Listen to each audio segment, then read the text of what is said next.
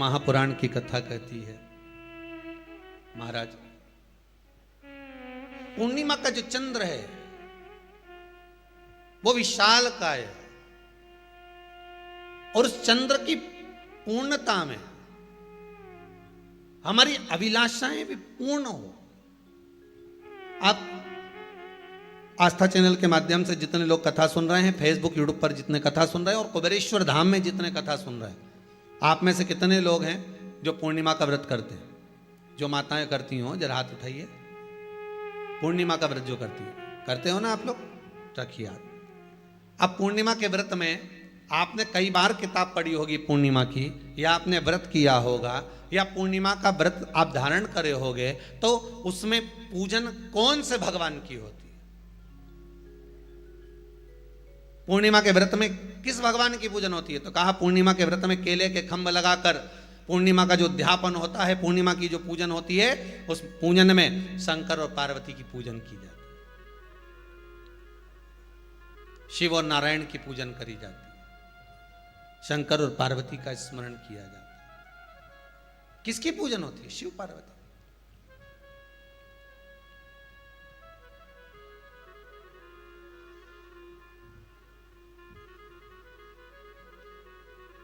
क्यों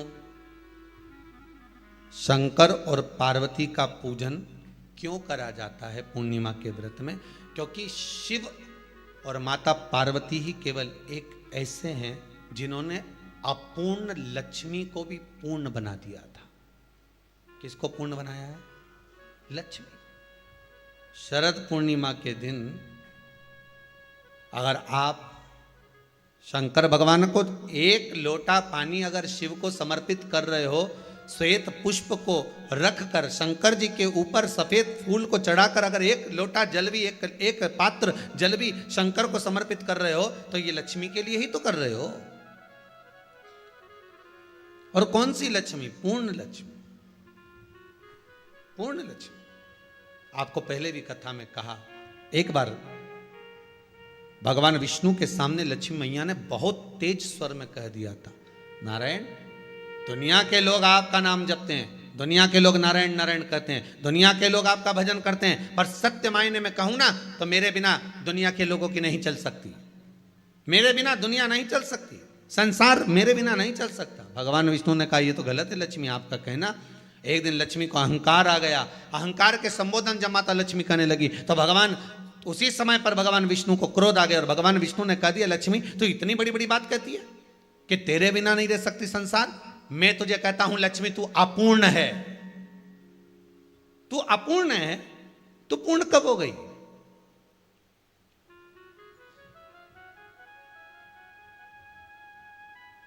तेरी पूर्णता कहां हो गई? लक्ष्मी की आंख से आंसू बहने लगे। आज आपने मुझे अपूर्ण कहा है। आपको मालूम है आप मुझे अपूर्ण कह रहे हो? आपको ये ज्ञात हो रहा है आप मुझे अपूर्ण कह रहे हो? भगवान कहते हैं, हाँ लक्ष्मी, मैंने तुझे अपूर्ण कहा है। अपूर्णता का मतलब आप जानते हो ना? भगवान कहते हैं, लक्ष्मी मैं सब जानता हूं। लक्ष्मी रोती हुई माता सरस्वती के पास पहुंच गई। सरस्वती ने पूछा, क्या बात है लक्ष्मी, क्यों रो रही हो? लक्ष्मी जी ने कहा, क्या बताऊं सखी, मेरे पति ने आज मुझे अपूर्ण कह दिया है। तो क्यों रो रही है तू? अपूर्ण अगर कह दिया, पति ने ही तो कहा है ना, तो क्यों रोना? चल मेरे साथ में।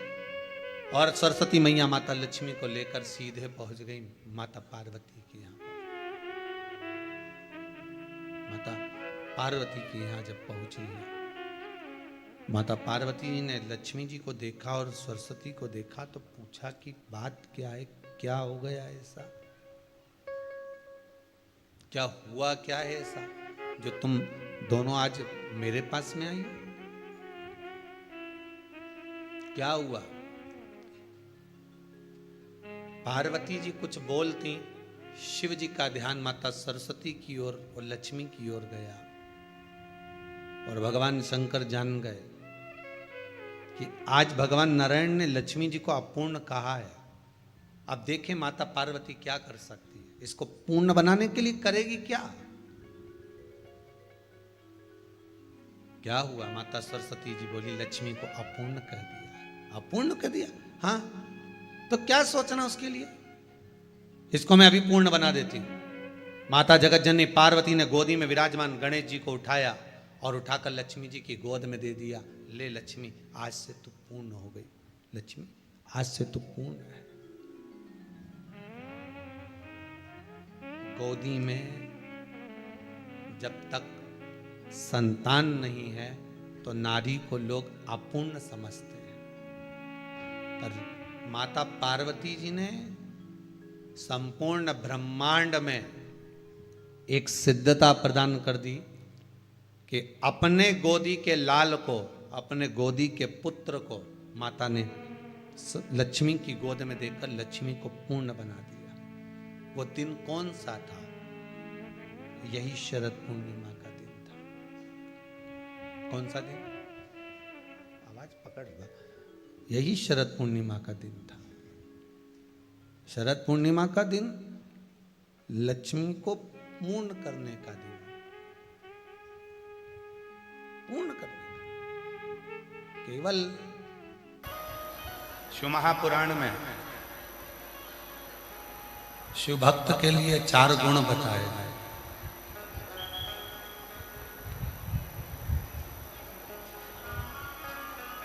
शिव जी के भक्त के लिए 4 गुण कहे गए। पहले नंबर का गुण है संयम, दूसरे नंबर का गुण है सदाचार, तीसरे नंबर का गुण है स्नेह और चौथे नंबर का गुण है सेवा।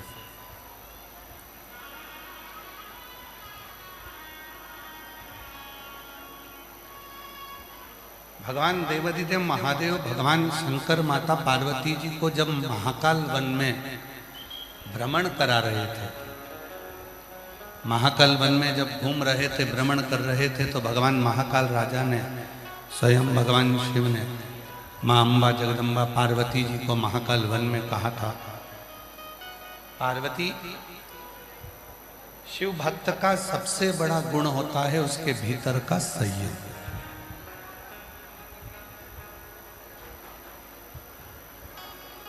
और जिसने अपनी जिंदगी में संयम को धारण कर लिया, जिसने अपने जीवन में संयम को धारण कर लिया, फिर वो जीव कभी भटकता नहीं। वो संयम के साथ कहा, जब कोई भगवान का भक्त हो जाता है, पार्वती जब कोई शिव का भक्त हो जाता है, शंकर का उपासक हो जाता है, शिव भक्ति में जब कोई डूब जाता है, तो उस पर लोग आक्षेप लगाते हैं, ताना देते हैं, अपशब्द कहते हैं, आड़ा टेढ़ा कहते हैं। फिर भी वो अपने संयम को धारण करे, कुछ ना बोले, कुछ ना कहे, इंतजार करे।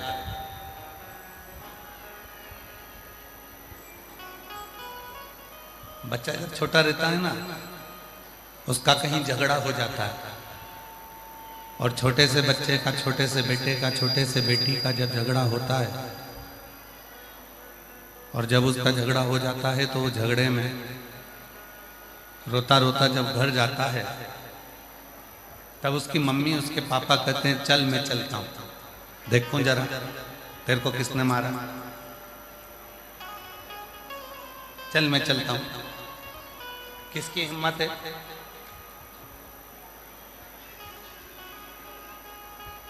किसकी हिम्मत है जिसने तुझको मारा?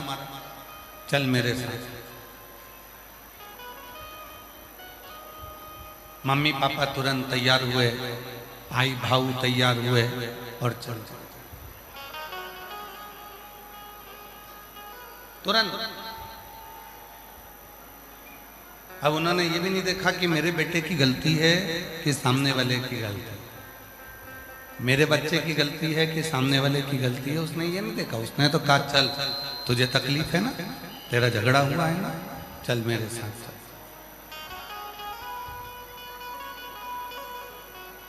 ले गए।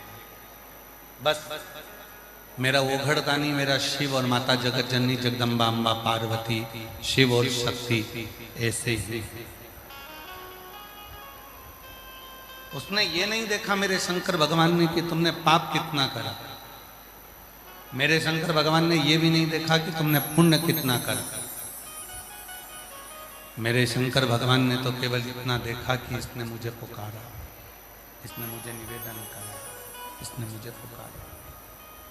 और जब उसने पुकारा, जब उसने निवेदन किया, जब उसने पुकारा, बस मेरा देव अधिदेव महादेव, मेरा शंकर, मेरा उघड़दानी, मेरा शंभु, मेरा त्रिकालदर्शी, मेरा कैलाशी अविनाशी, मेरा शिव तुरंत उसी समय पर उसका साथ देने के लिए आ गया।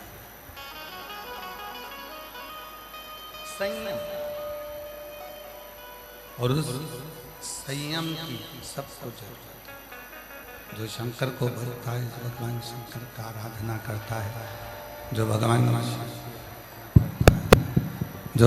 शिव की आराधना। अच्छा चलता चलता तुम लोग वापस उसको गड़बड़ कर देते हो यार भाई। भगवान शंकर की जो आराधना करता है, साधना करता है, जो भगवान शिव की साधना में डूबा रहता है, उसको सबसे ज्यादा जरूरत होती है संयम की। उसको सबसे ज्यादा जरूरत है संयम। और जिसने अपनी जिंदगी में, अपने जीवन में संयम को धारण कर लिया, फिर उसको भटकना नहीं। थोड़ा संयम। सबसे ज्यादा संयम किस चीज को चाहिए? कहा 3 इंद्रिय ऐसी हैं जिनको संयम की जरूरत पड़ती है। बाकी की इंद्रियों को तो अपनी जगह पर है, पर 3 इंद्रियां ऐसी हैं जिनको संयम की जरूरत है। पहले नंबर पर जिह्वा को संयम की जरूरत है। दूसरे नंबर पर अपने नेत्र को संयम की जरूरत है। और तीसरे नंबर पर है अपनी श्रवण शक्ति, अपने कान, श्रवण, इसको संयम की जरूरत है। 3, 5 कर्मेंद्री, 5 ज्ञानेंद्री और 1 मन। 11 इंद्रियों में से केवल 3 इंद्रियां ऐसी हैं जिनको संयम की बहुत जरूरत है। ये 3 इंद्रियों पर जिसने संयम कर लिया, इन 3 इंद्रियों पर जिसने संयम को धारण कर लिया, समझ लो उसने सब कुछ कर लिया। पहला है अपने वाणी पर संयम, अपनी जिह्वा पर संयम। कितना सुंदर कहा है किसी ने कि वाणी ऐसी बोलिए जो मन का आपा खो। जम के बोलिए जरा, वाणी ऐसी बोलिए जो मन का आपा। और आज के जमाने में वाणी ऐसी बोलिए जो जम के झगड़ा हो, पर उससे मत बोलिए जो तुमसे तगड़ा हो। फिर कभी कभी तुम्हारी वाणी ऐसी जगह बोल जाते हो जहां पर फिर झगड़ा उत्पन्न हो जाता है, लड़ाई हो जाती है, विवाद हो जाता है, तकलीफ उत्पन्न हो जाती है, विवाद उत्पन्न हो जाता है।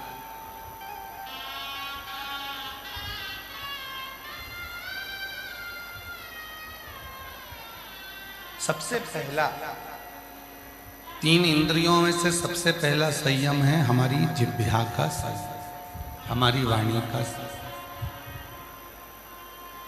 और इस वाणी के संयम पर ही सब कुछ लिखा है।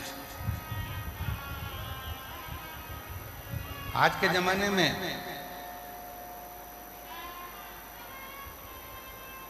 सास बुरी नहीं है, आज के जमाने में बहू भी बुरी नहीं है। ना सास बुरी है, ना बहू बुरी है, ना ससुर बुरा है, ना पति बुरा है, ना पत्नी बुरी है, ना देवर, ना जेठानी, ना जेठ, ना ननंद, ना नंदोई, कोई बुरा नहीं है। सबसे ज्यादा बुरी है आपकी जिह्वा, आपकी वाणी।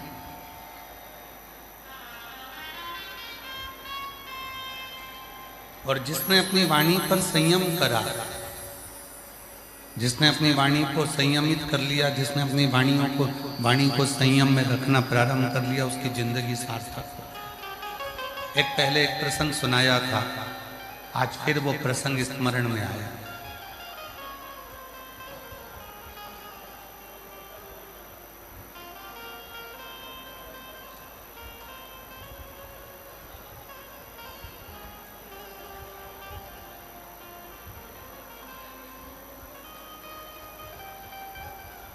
एक नगर में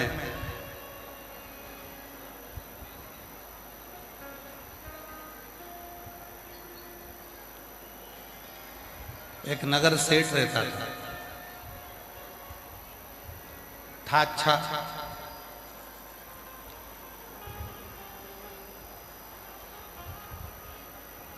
पर उसकी वाणी ठीक नहीं थी, बोलता हर कुछ था।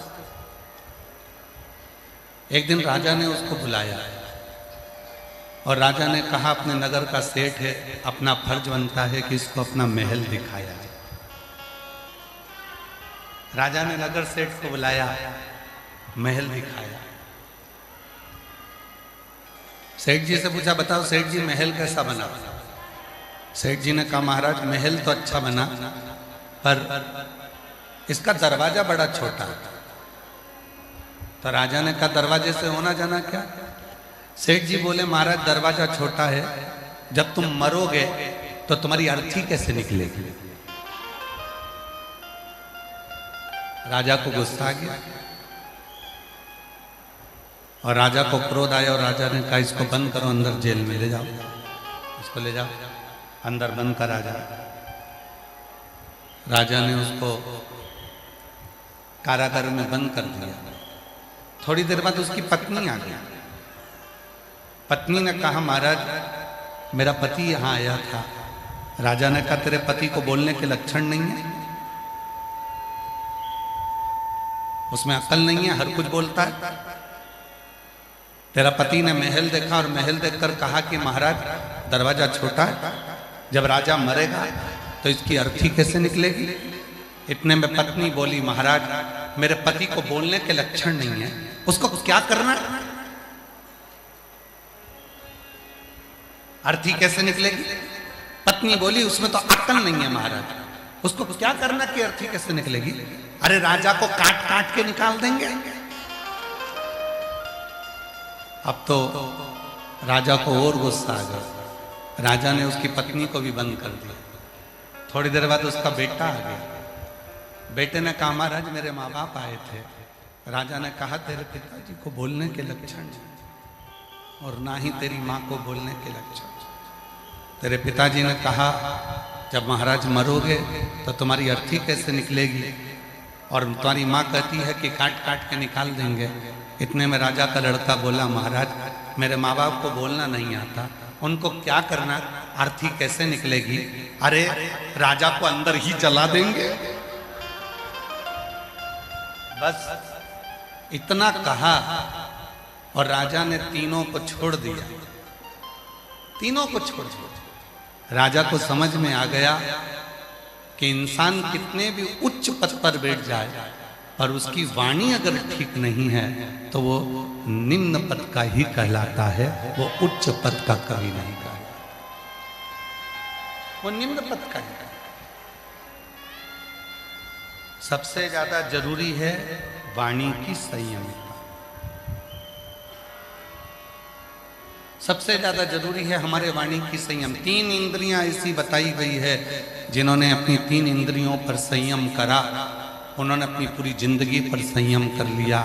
पहले नंबर पर है अपनी जिह्वा, दूसरे नंबर पर है अपने नेत्र और तीसरे नंबर पर है अपनी श्रवण शक्ति। पहले नंबर पर है अपने जिह्वा, अपनी वाणी पर संयम करना चालू करो। ना सास बुरी है, ना बहू बुरी है, ना ससुर बुरा है, ना सास बुरी है, ना कोई बुरा है। बुरी ये वाणी है जो मुख से निकलती है, अपशब्द करती है, ताना देती है, आड़ा टेढ़ा करती है। केवल एक ये वाणी ऐसी है जो शब्द का तोल मोल कर जवाब नहीं देती। ये वाणी, और ये वाणी जिस दिन हमारे संयम में आ जाएगी, ये वाणी जिस दिन संयम में हो जाएगी, उस दिन भगवान को पाना दूर नहीं है।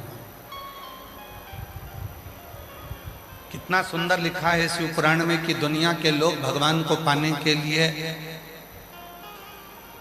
दुनिया की लिखी हुई स्तुति को गाना चाहते हैं।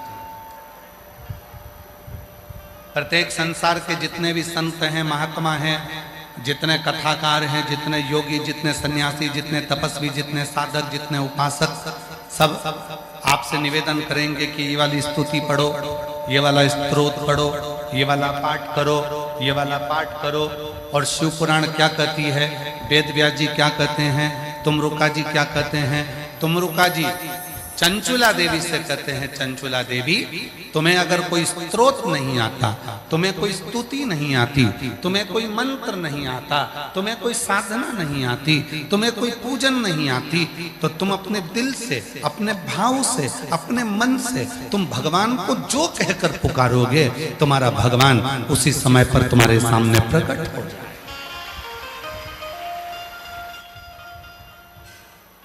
उसी समय तुम्हारा भगवान तुम्हारे सम्मुख में प्रकट हो। उसी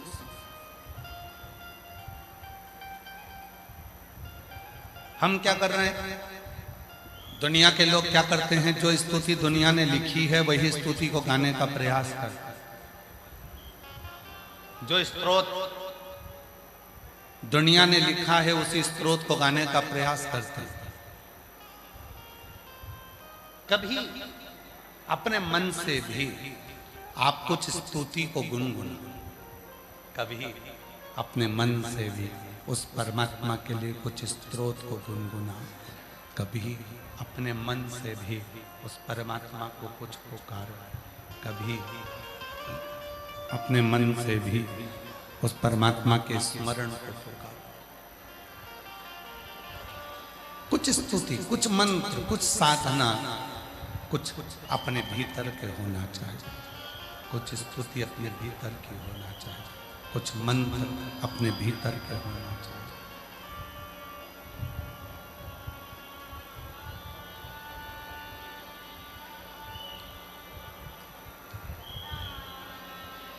किसी ने कहा खूब अच्छे अच्छे पाठ करो भगवान मिल जाए, किसी ने कहा खूब अच्छी अच्छी स्तुति पढ़ो परमात्मा मिल जाएगा, किसी ने कहा अच्छे अच्छे मंत्र का जप करो परमात्मा मिल जाएगा, किसी ने कहा इतने घंटे की साधना करो परमात्मा मिल जाएगा। पर शिव महापुराण की कथा कहती है मत बैठो 4 घंटा तुम तप करने के, मत बैठो तुम 5 घंटा साधना करने के, मत बैठो तुम आराधना करने के लिए, पर इतना जरूर करो घर में जो सदस्य रह रहे हैं, घर में जो माता पिता रह रहे हैं, घर में जो बुजुर्ग रह रहे हैं, घर में जो सदस्य निवास कर रहे हैं, उनके प्रति प्रेम का भाव रखना प्रारंभ कर दो। मेरा शंकर भगवान तुम्हारे सामने प्रकट हो जाए।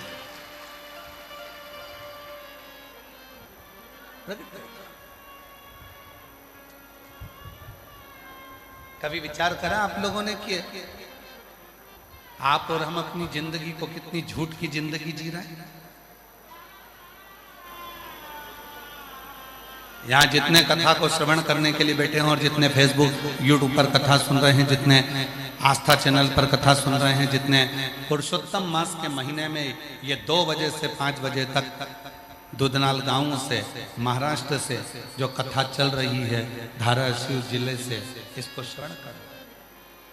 अपने हृदय पर हाथ रखकर देखना आप कितना सत्य की जिंदगी जी रहे हैं। आज का व्यक्ति कहने को तैयार हो जाता है घी नकली है, ये घी असली है, ये घी नकली है। आज का व्यक्ति कहता है ये सोना असली है, ये सोना नकली है। आज का व्यक्ति कहता है ये चांदी असली है, ये चांदी नकली है। आज का व्यक्ति कहता है ये प्योर कॉटन नहीं है, ये नकली है। आज का व्यक्ति कहता है चावल असली और नकली है। आज का व्यक्ति कहता है ये तेल नकली है, ये तेल असली है। हमने घी नकली देखा, हमने चावल नकली देखा, हमने कपड़ा नकली देखा, हमने सोना नकली देखा, हमने चांदी नकली देखी। पर जैसे जैसे कलयुग बढ़ता चले जाता है वैसे वैसे इंसान भी नकली होता चले जाता है। इंसान भी नकली है। और उसकी नकलीपन कहां नजर आता है? आप खुद अपने अंदर झांक कर देखना। तुम्हारे फेसबुक पर हजारों लोग जुड़े हुए हैं, तुम्हारे इंस्टाग्राम पर हजारों लोग जुड़े हुए हैं, तुम्हारे यूट्यूब पर हजारों लोग जुड़े हुए हैं, तुम्हारे व्हाट्सएप पर हजारों लोग जुड़े हुए हैं, तुम्हारे व्हाट्सएप पर हजारों ग्रुप जुड़े हुए हैं, हजारों लोग तुम्हारे फेसबुक पर हैं, हजारों लोग तुम्हारे ट्विटर पर हैं, हजारों लोग तुम्हारे यूट्यूब पर हैं, हजारों लोग तुम्हारे फेसबुक पर हैं और तुम उनको देखकर खुश होते हो। पर असलियत क्या है? हजारों लोग तुम्हारे मोबाइल पर जुड़े हुए हैं तुम्हारे मित्र बनकर, पर सही मायने में कहना, क्या तुम जितने लोग घर में रह रहे हैं उनसे दिल से जुड़े हो? अपने मम्मी से, अपने पापा से, अपने भाई से, अपनी बहन से, अपनी भाभी से, अपने भैया से, अपने मासी से, मासा से, मामा से, मामी से, काका से, काकी से, किसी से? व्हाट्सएप पर बैठकर मैसेज में बात करने का आपके पास समय होता है दूसरों से, इंस्टाग्राम पर बात करने का समय होता है दूसरों से, फेसबुक पर बात करने का समय होता है दूसरों से, यूट्यूब पर जवाब देने का समय होता है दूसरों से। पर घर में 5 लोग निवास करते हैं, 4 लोग रहते हैं और एक दूसरे से बात करने की फुर्सत आज के व्यक्ति को नहीं होती। इससे बड़ा नकली व्यक्ति और कहां होगा? इससे बड़ा नकली व्यक्ति कहां होगा? घर में प्रवेश करो, रात्रि का विश्राम करो, पत्नी और पति दोनों मोबाइल को उठाकर थोड़ा कोने में रख दो। बच्चों से बात करो तो थोड़ी देर के लिए मोबाइल उठाकर कोने में रख दो।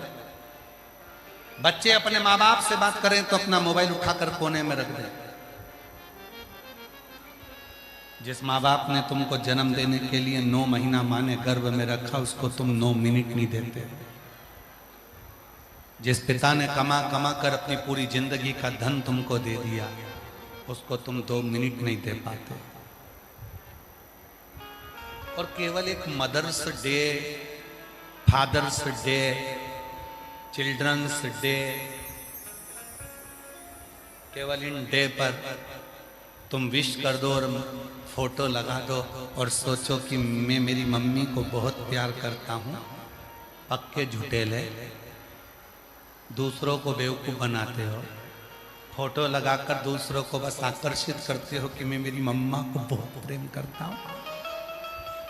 मम्मा से उस दिन प्रेम होगा जिस दिन तेरी माँ की आंख में आंसू ना होगा। मम्मा से उस दिन प्रेम होगा जिस दिन तेरी माँ की आंखों में आंसू ना हो। पापा से उस दिन प्रेम होगा जिस दिन तेरे पिता के नेत्र में जल ना हो। प्रेम वो नहीं है।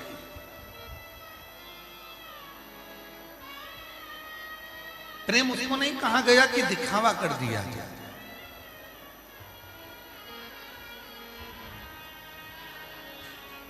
खूब प्रेम के किस्से चलते हैं,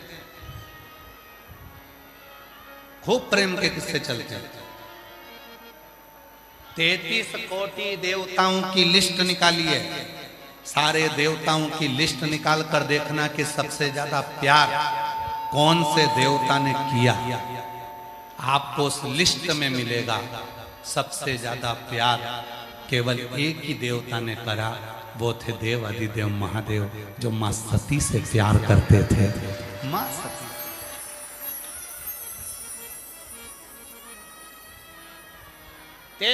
कोटि देवता में केवल एक देवता है, देवाधिदेव महादेव, जो मां सती से प्रेम करते थे।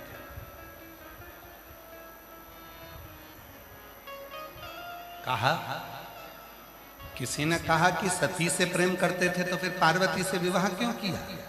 प्रसंग को उठाइएगा, शिव महापुराण के उमा खंड को उठाकर गीता प्रेस गोरखपुर की शिव पुराण लेकर आओ। उस शिव पुराण को घर में पढ़ो और पढ़कर देखना कहीं सीवर वाला बाबा कहीं झूठ तो नहीं बोल दिया। इसलिए पढ़ना जरूरी, अध्ययन करना जरूरी है कि सीवर वाला महाराज कथा बाजता है तो हम पढ़ें कि उसने सही बोला कि झूठ बोला। शिव महापुराण की उमा सहिता कहती है, किसी ने प्रश्न करा कि शिवजी जब सती से प्रेम करते थे, शंकर भगवान जब सती को स्नेह करते थे, तो पार्वती से विवाह क्यों करा? जरा प्रसंग उठाकर देखिए। भगवान शंकर ने पार्वती जी की पूरी परीक्षा ली, पूरी परीक्षा, एक भी परीक्षा नहीं छोड़ी शंकर भगवान ने पार्वती जी की। और आखिरी में जब पार्वती जी अर्पणा हो गई, पत्तों का सेवन करती थी, दुर्बल हो गई, शरीर में मांस नहीं बचा, केवल कंकाल हड्डियां माता पार्वती के शरीर में थी और मांस का एक टुकड़ा भी शरीर के अंदर नहीं था। पार्वती का नाम अर्पणा हो गया। तब शिव जी गए और पार्वती जी को देखकर पूछा, तुम ऐसा क्यों कर रही हो? तब माता पार्वती जी ने कहा, कुंभज ऋषि के आश्रम में कथा सुनने तुम्हारे साथ गई थी।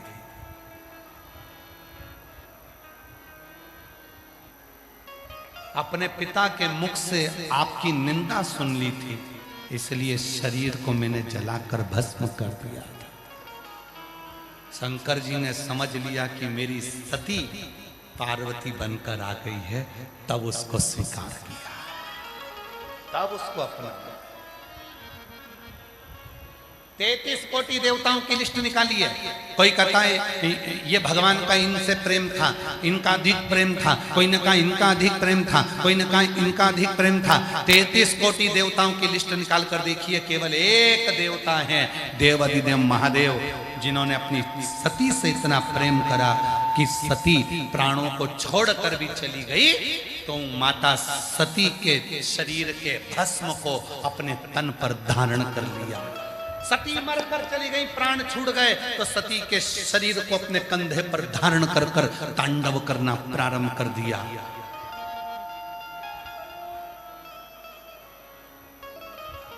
सती चली गई तो उसके शरीर के मुंड की माला अपने गले में धारण करना प्रारंभ कर दिया। सती के जाने के बाद अब तुम्हारी लिस्ट निकालो, तुम्हारे मोहल्ले में देखो, तुम्हारी कॉलोनी में देखो, तुम्हारी सोसाइटी में देखो, तुम्हारे रिश्तेदारों में देखो, जिनकी पत्नी चली गई वो फेसबुक पे दूसरी ढूंढ रहे हैं।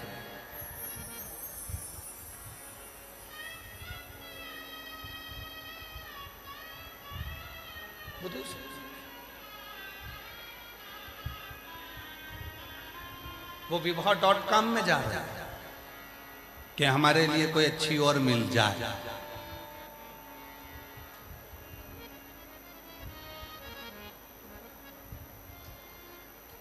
कहां गया वो रिश्ता, कहां गया वो संबंध?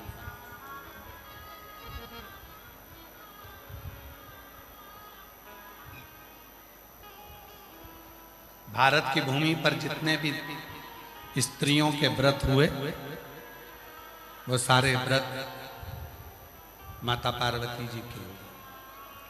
तीज का व्रत माता पार्वती का था, चतुर्थी का व्रत माता पार्वती का था, छठ का व्रत माता पार्वती का था। जितने व्रत, जितने जितने व्रत, तीज, चतुर्थी, छठ, अष्टमी, जितने भी व्रत करे वो सब माता पार्वती। क्यों? समर्पण है, समर्पण है सती, समर्पण है माता पार्वती।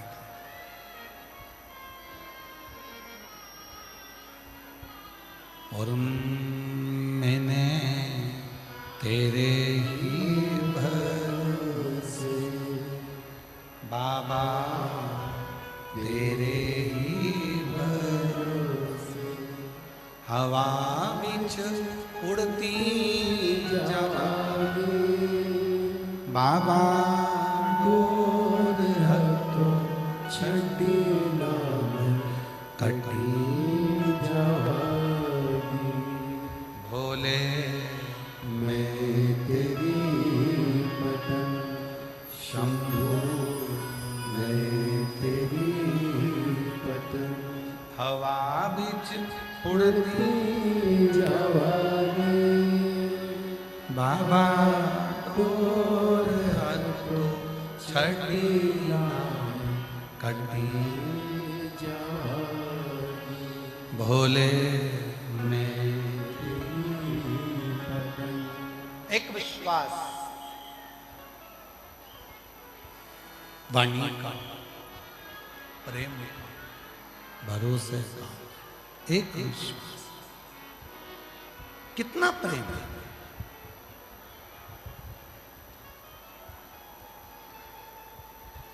कितने लोग तुमसे जुड़े हैं फेसबुक पर वो मायना नहीं रखता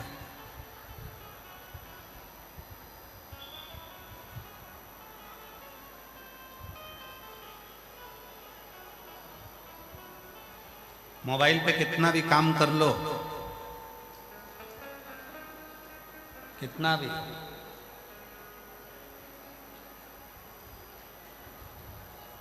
चलो जाने दो एक प्रश्न एक अच्छी बात समझो अपने जीवन में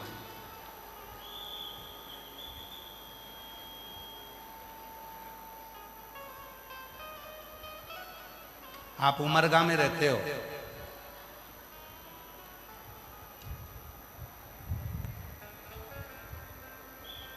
मान लो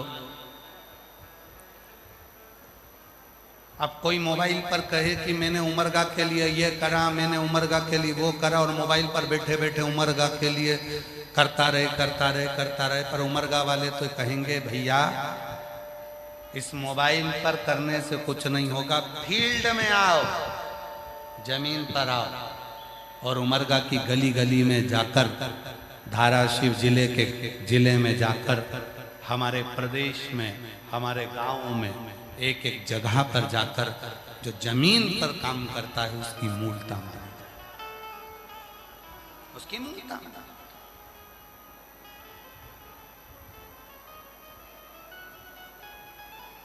फेसबुक पर कितने तुम्हारे दोस्त हैं वो मायना नहीं रखता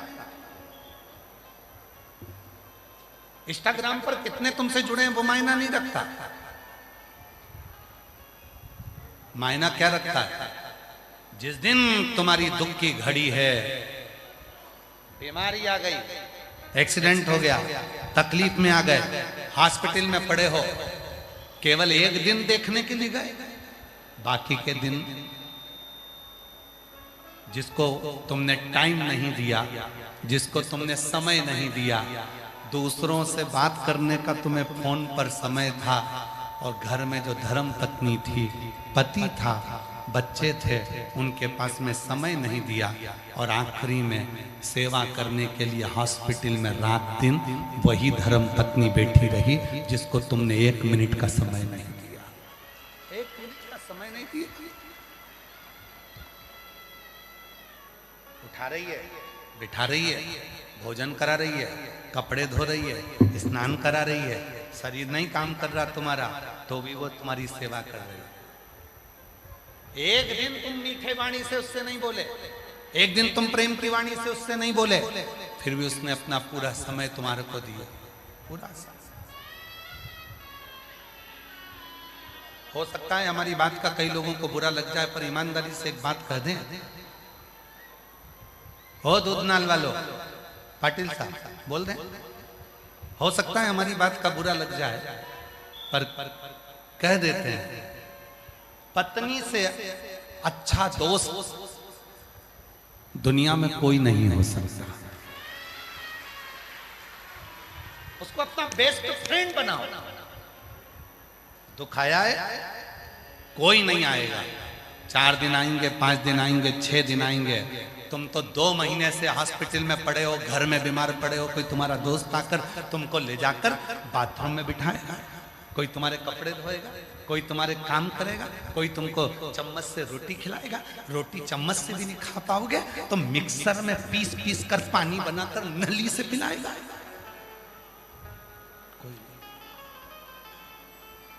करने वाला केवल एक ही बेस्ट फ्रेंड रहेगा, वो तुम्हारी धर्म पत्नी रहेगी, तुम्हारा पति रहेगा।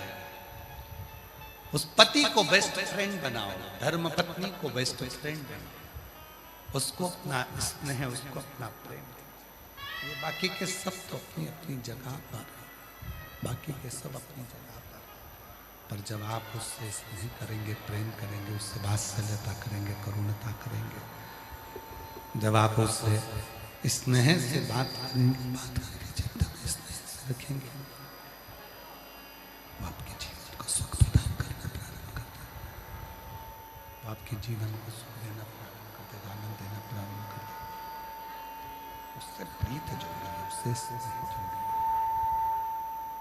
उससे प्रीति जोड़ने का प्रयास करिए, उससे स्नेह जोड़ने का प्रयास करिए।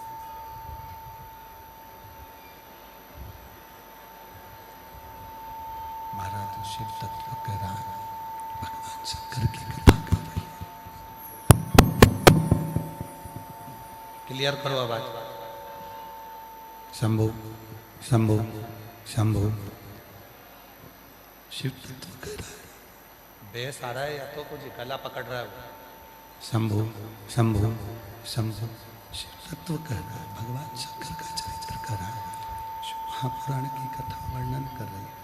शंभु शंभु शंभु शंभु शंभु शंभु शंभु शंभु बेस पकड़ रहा है, गला पकड़ रहा है भाई। शंभु शंभु शंभु शंभु शिव तत्व कर रहा है। शंभु शिव तत्व कर रहा है, भगवान शिव महापुराण की कथा वर्णन कर रहा है, शिव तत्व कर रहा है।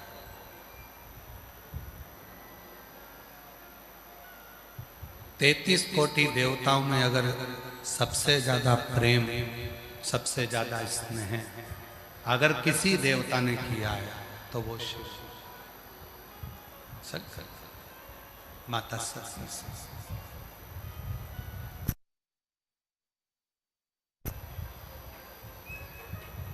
शंकर भगवान का जो भक्त होता है, शिव का जो उपासक होता है, शिव की साधना करने वाला होता है, शिव की आराधना करने वाला होता है, भगवान शंकर की भक्ति में डूबने वाला होता है, आज भी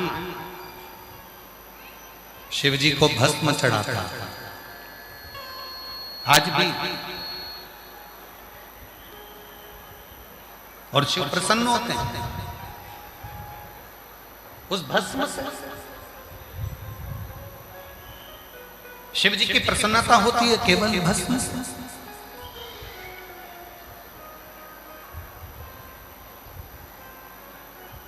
शिव जी की प्रसन्नता होती है केवल भस्म से।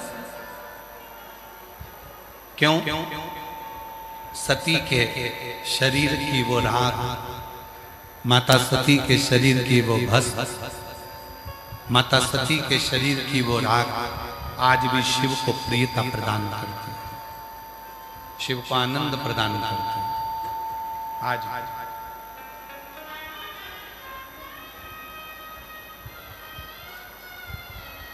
एक परमात्मा से जोड़ो, संयमित रहो। 3 इंद्रियां ऐसी हैं जिन पर तुम्हारा संयम बहुत जरूरी है। पहले नंबर पर है तुम्हारी वाणी का संयम। अपनी जिह्वा पर जितना हम कहें कथा में फिर कहें, ना सास बुरी है ना बहू बुरी है, ना ससुर बुरा है ना बेटा बुरा है, ना ननन बुरी है ना नंदोई बुरा है, ना देवर बुरा है ना देवरानी बुरी है, ना जेठ बुरा है ना जेठानी बुरी है। परिवार का कोई सदस्य बुरा नहीं है, केवल अगर बुरा है तो केवल हमारी वाणी ही कहीं ना कहीं बुरी है। कहीं ना कहीं हमारी वाणी हमें बुरी। कभी कभी अहमता की वाणी में बोलने में आ जाता है, अहंकार के शब्द बोलने में आ जाते हैं और वो अहंकार हमको डुबो लेता है। तो हम इन तीन इंद्रियों में पहली इंद्री है वाणी, दूसरी इंद्री है नेत्र। नेत्र रूपी इंद्री, नेत्र रूपी इंद्री एक ऐसी इंद्री है तुरंत भटकती है, और ये नेत्र रूपी इंद्री जैसे ही भटकी वैसे ही ये मन भटकना प्रारंभ। ये नेत्र रूपी इंद्री जैसे ही भटकी मन भटकना प्रारंभ, मन भटकना। ये नेत्र की सबसे बड़ी गलती है।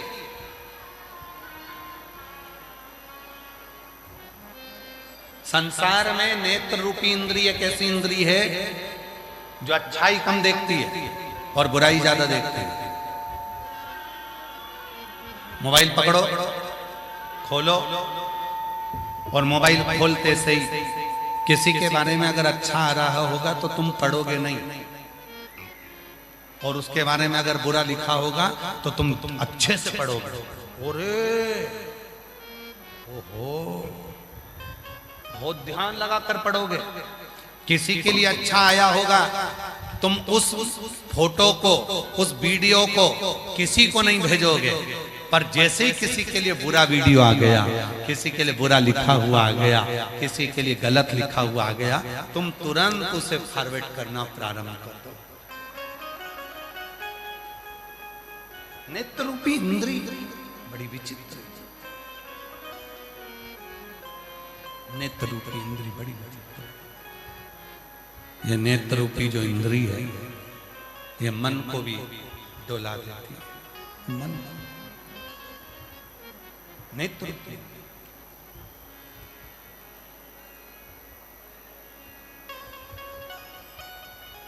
चलो जाने दो, प्रैक्टिकल करिएगा। सुबह मॉर्निंग वॉक करने जाते हो? अरे बोलो तो जम के। सुबह सुबह मॉर्निंग वॉक करने जाते हो, घूमने जाते हो, व्यापार पर जाते हो, दुकान जाते हो, नौकरी पर जाते हो, कहीं सब्जी लेने जाते हो, फल के मार्केट में जाते हो, कहीं ना कहीं तो जाते होगे। जिस रास्ते से जाते हो उस रास्ते पर 2 दिन पहले कोई कुत्ता मर गया, तुमने मरा हुआ कुत्ता देख भी लिया। कुत्ता मरा हुआ कोई उठा के ले भी गया, और मरे हुए कुत्ते को ले जाकर कहीं कचरे में किसी ने डाल दिया। पर यह नेत्र ऐसी इंद्री है, सब्जी लेने जा रही है, फल लेने जा रही है, पर उसने सोचा है कि यहाँ पर मरा हुआ कुत्ता था, नहीं देखूंगी, फिर भी वो निगाह चलते चलते उस पर चली ही जाती। ये निगाह, ये दृष्टि, ये नेत्र अच्छा नहीं, वहां पहुंच।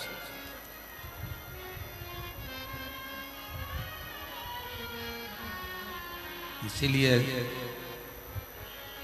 शिव महापुराण की कथा में कहा गया कि इस वाणी को भी शिव में लगा दो, इस नेत्र को भी शिव में लगा दो। और तीसरे नंबर की इंद्री है ये श्रवण, ये कान, ये सबसे भारी इंद्री है। कथा में इसका मन ही नहीं लगता इन कानों का, और अगर कहीं का बुराई करने बैठ जाए, चुगली करने बैठ जाए, निंदा करने बैठ जाए, तो ये श्रवण इतने काम करते हैं, और पूरा हुंकारे के साथ। अच्छा ऐसा बोल रही थी? हाँ। कौन? वो। हाँ, पूरे हुंकारे के साथ ये कान अपना काम।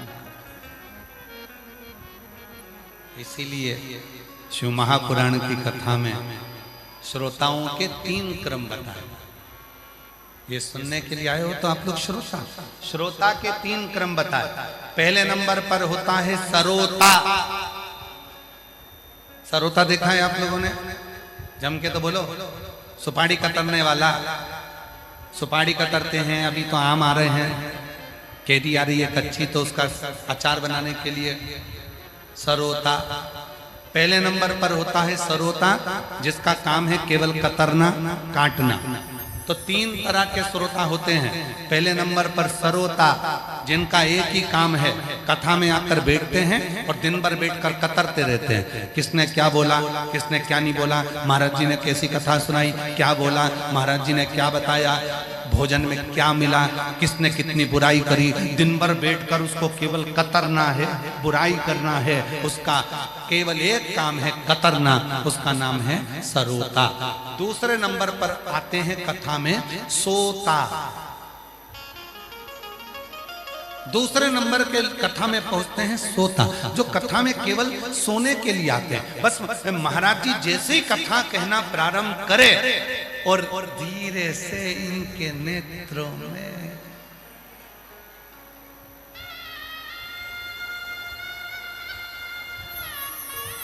लोगों को लग रहा है कथा में कितनी डूबी है। डूबी नहीं है, ऊबी है। और किसी ने जगह दिया, सो रही है क्या? फिर ऐसी ऐसी क्या कर रही है? कुछ नहीं, भोलेनाथ जी भाग रहे थे तो बुला रही थी।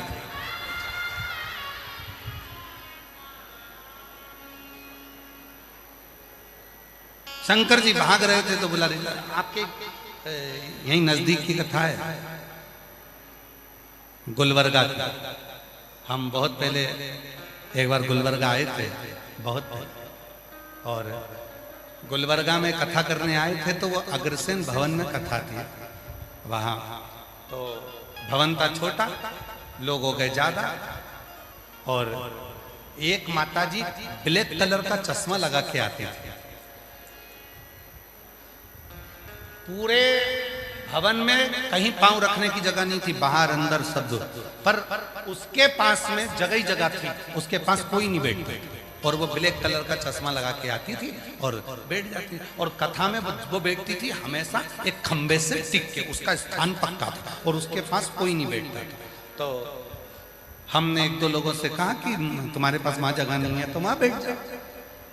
अरे महाराज जी घुर्राटे भरती है, खूब सोती है। अब मन में आया कि कथा में कोई सोता है क्या? कथा पूरी हुई, बेलपत्र लेने के लिए वो आई। तो हमने कहा माँ तू कथा में आकर सोती है, तू घर पे नहीं सोती है? अरे गुरुजी, दिन के समय में बहू चली जाती नौकरी पे, छोरा चले जाता नौकरी पे, बच्चे छोड़ के चले जाते हमारे माथे। तो हम तो भोलेनाथ जी से के ऐसी कथा हमारे गुलबर्गा में होती रहे, कम से कम 2 बजे से 5 बजे तक सोने का मौका तो मिल जाए।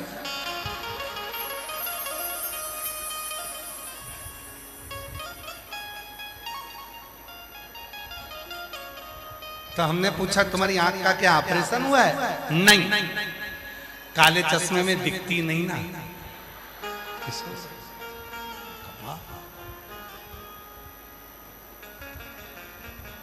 शिव शिव। पहले नंबर पर सरोता, दूसरे नंबर पर सोता।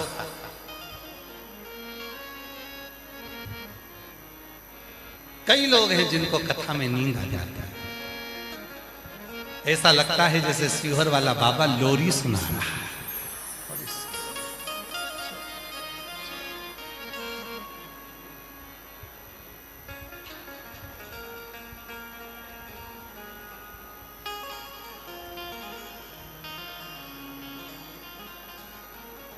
लोरी तो एक ही सुनाती थी, अक्का देवी।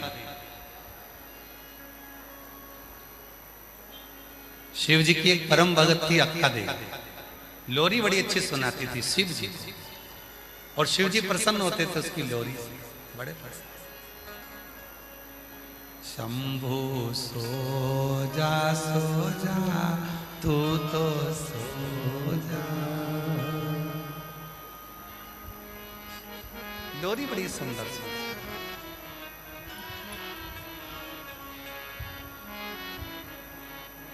तेरी बेटी सुलाए तू तो सो जा, शंभु सो जा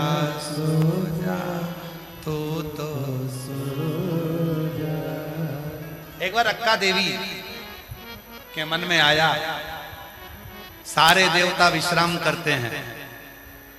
शास्त्र कहते हैं चतुर्मास के 4 महीने देवता सोते हैं, पर भगवान चतुर्मास के 4 महीने भगवान नारायण जब सोते हैं तो पूरा पृथ्वी का भार भगवान शंकर को दे देते हैं। किसी पुराण में यह नहीं लिखा कि भगवान शंकर सोए। हर पुराण में लिखा ब्रह्मा जी को निंद्रा आई, वेद हाथ से खसक गए, हई ग्रीवा ने धारण कर लिए। श्रीमद् भागवत में लिखा है ब्रह्मा जी सोए, ये भी लिखा। भगवान राम विश्राम करे, ये भी लिखा। भगवान कृष्ण विश्राम करे, ये भी लिखा। भगवान विष्णु सोए, ये भी लिखा। पर किसी पुराण में ये नहीं लिखा कि शंकर भगवान सोए। इंद्र सोए, ये भी लिखा। गरुण सोए, ये भी लिखा। वरुण सोए, ये भी लिखा। केवल सारे पुराण उठाकर देख लीजिए, किसी पुराण में ये नहीं लिखा कि शंकर भगवान विश्राम करे, शंकर भगवान सोए, भगवान शंकर नींद लिए, भगवान शंकर सोए, ये किसी पुराण में नहीं लिखा। तो अक्का देवी के मन में आया, अक्का देवी ने विचार करा, सारे देवता सो जाते हैं और मेरा शंभु जागता ही रहता है, आज इसको सुला के मारूंगा। कुछ भी हो जाए, आज तो मैं सुलाऊंगी शंकर जी को। और अक्का देवी ने शंकर भगवान का शिवलिंग लिया, उसको गोदी में रखकर अक्का देवी उसको सुलाने लगी। पार्वती जी मुस्कुराने लगे। माता पार्वती जी हंस रही। शिव जी ने पूछा, पार्वती क्यों हंस रही हो? पार्वती जी बोली, तुम्हारे साथ रहते रहते मैं अमर हो गई, आज तक तुम्हें सोते हुए नहीं देखा, और ये तुम्हारी भक्त तुम्हें सुलाना चाहती। पार्वती जी बोली, मैं तुम्हें नहीं सुला पाई तो ये कैसे सुला सकती? शिव जी बोले, पार्वती भगवान से बड़ा भक्त होता है, और भक्त चाहे ना तो परमात्मा को भी सुला सकता है। अगर परमात्मा को सुला सकता है तो केवल भक्त सुला सकता है।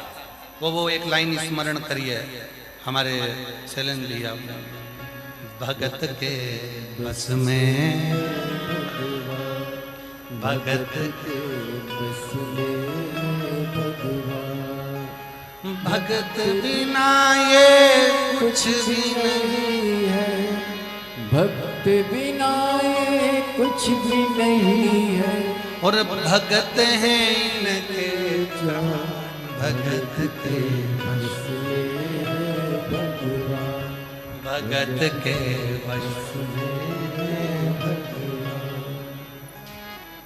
भगत भोले बाबा के नित काशी में डोले, मुख से शंभु बोले, नित शिव शंकर बोले, मुख से शंभु बोले, नित शिव शंकर बोले। भगत भोले बाबा के नित काशी में डोले, शिव को शंभु बोले, नित शिव शंकर बोले। भगत बिना ये कुछ भी नहीं है, भगत बिना ये कुछ भी नहीं है, और भगत है इनके प्राण, भगत के बस में भगवान, भगत के बस में। पार्वती जी बोली भोलेनाथ जी से, ये अक्का देवी तुम्हें सुला देगी। शिव जी बोले, अब तो ये अक्का देवी जाने, और शिव जी बोले भगवान जाने। पार्वती जी चुप मौन स्थिर। आज तक मेरे पति विश्राम नहीं किए, सोए नहीं, आज कैसे सो सकते? सारी पुराण उठाकर देखना, सब पुराण में लिखा है। चतुर्मास में 4 महीना भगवान सोए, श्री हरि सोए, नारायण सोए। ब्रह्मा जी के सोने का भी प्रसंग है कि ब्रह्मा जी के नेत्र में नींद आई और वेद हाथ से खसक गए, हरिग्रीवा ने धारण कर लिए। ये सारा प्रसंग मिलेगा। इंद्र के सोने का प्रसंग मिलेगा, राम जी के विश्राम का प्रसंग मिलेगा रामचरितमानस में, भगवान कृष्ण के सोने का प्रसंग मिलेगा श्रीमद् भागवत में। सारे देवताओं के सोने का विश्राम का प्रसंग पुराणों में मिलेगा, परंतु एक देव अधिदेव महादेव के विश्राम का प्रसंग, सोने का प्रसंग किसी पुराण में नहीं मिलेगा। पर इनको सुलाया केवल एक ने। अक्का देवी को लगा मेरा शंभु, मेरा शंकर आज तक नहीं सोया, मेरा शिव आज तक नहीं सोया। कितने थक गए होंगे भोलेनाथ, आज तो मैं सुला के मानूंगी। और अक्का देवी ने शिवलिंग को अपने हाथ में ले लिया। शिव भगवान शंकर का शिव,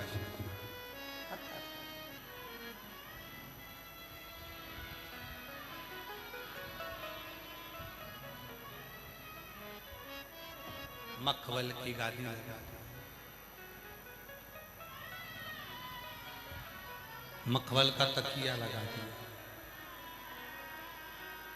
मखवल की गादी, मखवल का तकिया, उसी पर भगवान शंकर के शिवलिंग को रख दिया। बैठ गई अक्का देवी, हाथ जोड़, शंभो शंभो शंभो शंभो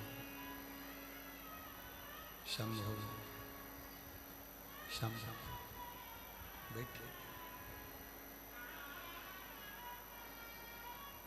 जब तक तू नहीं सोएगा तब तक मैं नहीं सोऊंगा।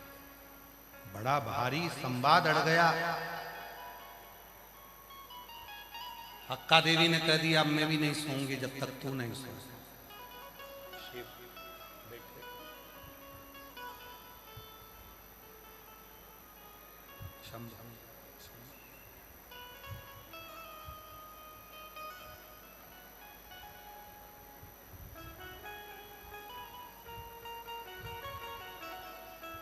महाराज बैठे, वो कहते हैं महाराज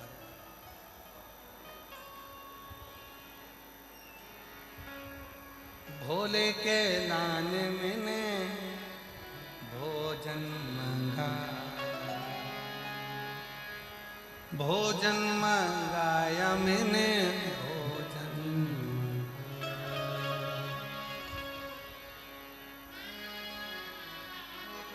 शिव के लिए भोले के लाने मैंने गादी बिछा, गादी बिछाया मैंने तकिया बिछा। जल्दी से आओ भोला देर ना लगाओ, जल्दी से आओ भोला देर ना लगाओ, जल्दी से भोला देर ना लगाओ।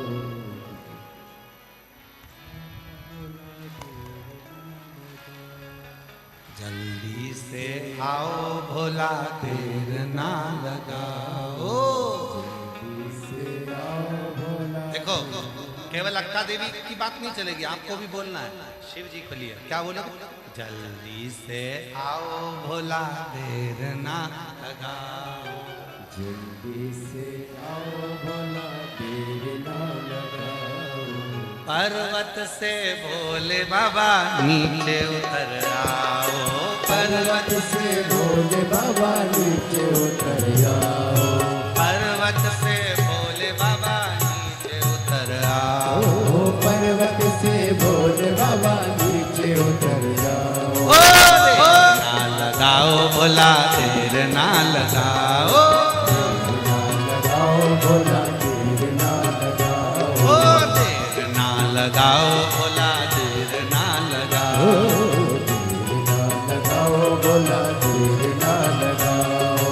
पर्वत से भोले बाबा नीचे उतर आओ, पर्वत से भोले बाबा नीचे उतर आओ, पर्वत से भोले बाबा नीचे उतर आओ, पर्वत से भोले बाबा नीचे उतर लगाओ भोला देर ना लगाओ।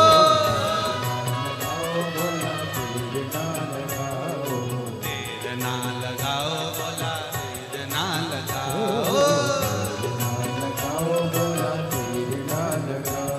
ओ भोले के लाने मैंने गंगा जल बुलाया। भोले के लाने मैंने गंगा जल बुलाया। भोले के लाने मैंने गंगा जल बुलाया। भोले के लाने मैंने गंगा जल बुलाया। ओ जल्दी से नहाओ भोला देर ना लगाओ। ओ जल्दी से नहाओ भोला देर ना लगाओ।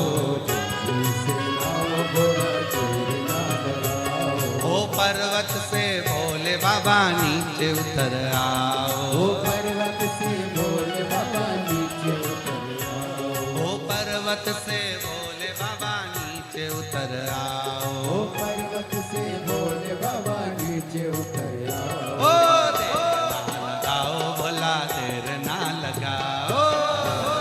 लगाओ भोला देर ना लगाओ। ओ देर ना लगाओ भोला देर ना लगाओ। लगाओ भोला देर ना लगाओ। दोनों हाथों से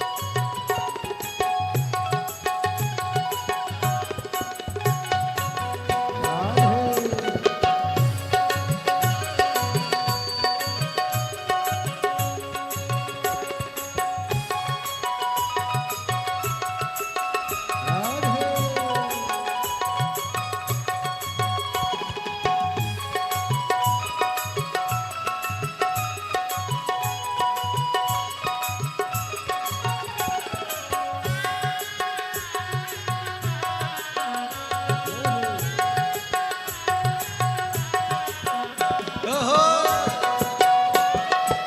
बड़े भाव से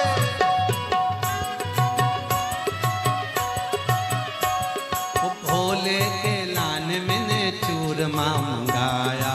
भोले के लाल मैंने चूरमा मंगाया। ओ भोले के लाने मैंने चूरमा बनाया। भोले के लाल मैंने चूरमा मंगाया। ओ जल्दी से खाओ भोला देर ना लगाओ। खाओ भोला देर ना लगाओ। ओ जल्दी से खाओ भोला देर ना लगाओ। खाओ भोला देर ना लगाओ। ओ पर्वत से भोले बाबा नीचे उतर आओ। पर्वत से भोले बाबा नीचे उतर आओ। ओ पर्वत से भोले बाबा नीचे उतर आओ। पर्वत से भोले बाबा नीचे उतर आओ। अरे देर ना लगाओ भोला देर ना लगाओ। ओ देर ना लगाओ भोला देर ना लगाओ।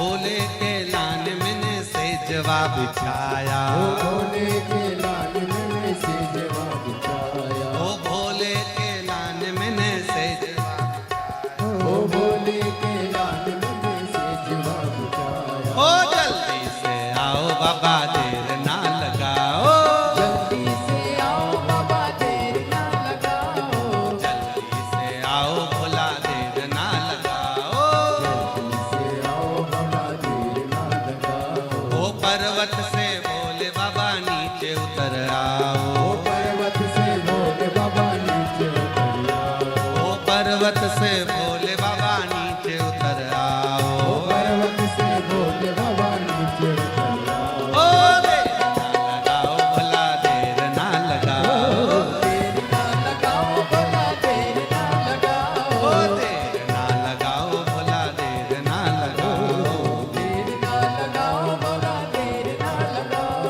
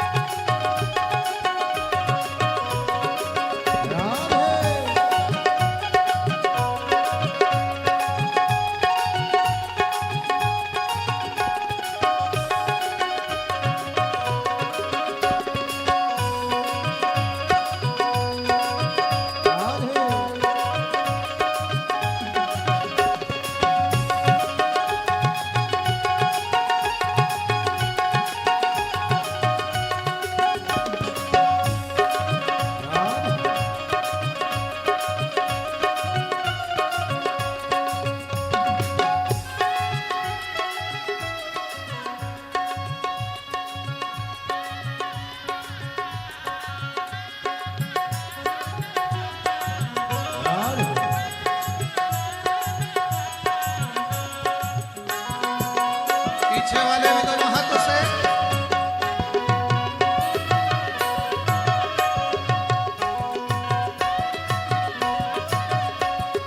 भोले के लान मैंने भोजन बनाया ओ भोले के लाल मैंने भोजन बनाया ओ भोले के लान मैंने भोजन बनाया भोले के लाल मैंने भोजन बनाया ओ जल्दी से आओ बाबा जल्दी से आओ बाबा देर ना लगाओ ओ जल्दी से आओ बाबा देर ना लगाओ जल्दी से आओ बाबा देर ना लगाओ ओ पर्वत से भोले बाबा नीचे उतर आओ ओ पर्वत से भोले बाबा नीचे उतर आओ ओ पर्वत से भोले बाबा नीचे उतर आओ ओ पर्वत से भोले बाबा नीचे उतर आओ ओ देर ना लगाओ भला देर ना लगाओ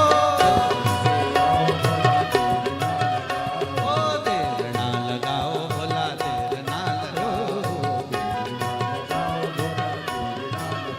ओ देर ना लगाओ भला देर ना लगाओ देर ना लगाओ भला देर ना लगाओ देर ना लगाओ भला देर ना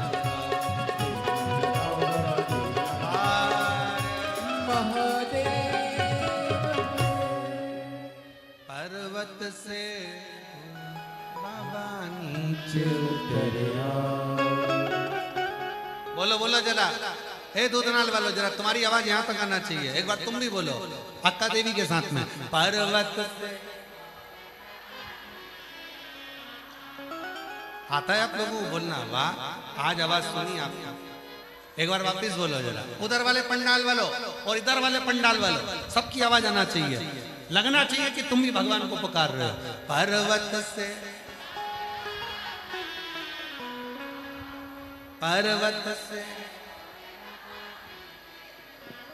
ओ देर ना लगाओ बाबा देर ना ओ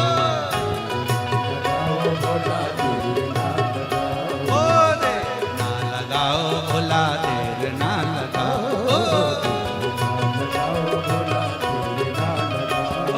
देर ना लगाओ भोला देर ना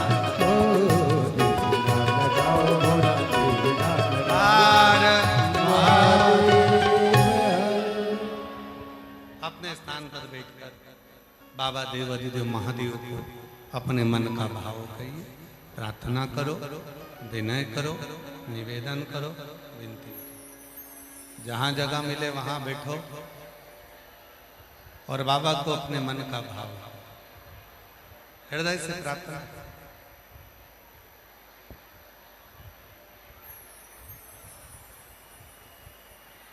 भोले के नान मैंने सेजवा बिछाया, भोले के नान मैंने सेजवा बिछाया, जल्दी से आओ भोला देर न लगाओ, जल्दी से आओ भोला देर न लगाओ। पर्वत से भोले बाबा नीचे उतर आओ, पर्वत से भोले बाबा नीचे उतर आओ। देर ना लगाओ भोला देर ना लगाओ, देर ना लगाओ भोला देर ना लगाओ। अपने मन की बात भगवान देव अधिदेव महादेव से दिल से प्रार्थना करें, हृदय से विनय करें, भाव से बोलें। ये कथा जो चल रही है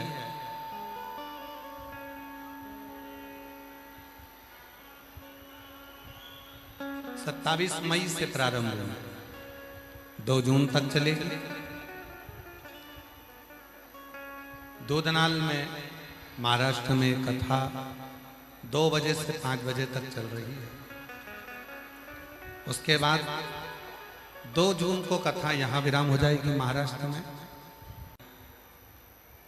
बलखंडी नाथ फुलवरिया बलिया उत्तर प्रदेश में शिव महापुराण की कथा 1 बजे से 4 बजे तक रहेगी। बलिया उत्तर प्रदेश के फुलवरिया के सभी निवासियों को बहुत बहुत बधाई हो, जो पुरुषोत्तम मास अधिक मास में 9 जून से 15 जून तक फुलवरिया बलिया उत्तर प्रदेश में 1 बजे से 4 बजे तक शिव महापुराण की कथा होगी। ये कथा फुलवरिया गांव के सभी शिव भक्तों ने, वहाँ के जो ट्रांसपोर्ट मिनिस्टर हैं माननीय श्री दयाशंकर सिंह जी, उनके पास में सभी शिव भक्त वहाँ पहुँचे और बाबा से सभी ने माननीय मंत्री महोदय से विनय करी कि हमको शिव पुराण सुनना है। तो मैं इसे माननीय दयाशंकर सिंह जी को, ट्रांसपोर्ट मिनिस्टर उत्तर प्रदेश सरकार के, उनको भी साधुवाद देता हूँ, जिन्होंने सभी शिव भक्तों के लिए बलिया में फुलवरिया में शिव महापुराण की कथा उत्तर प्रदेश की फुलवरिया में रखी। उनको बहुत बहुत साधुवाद। हर हर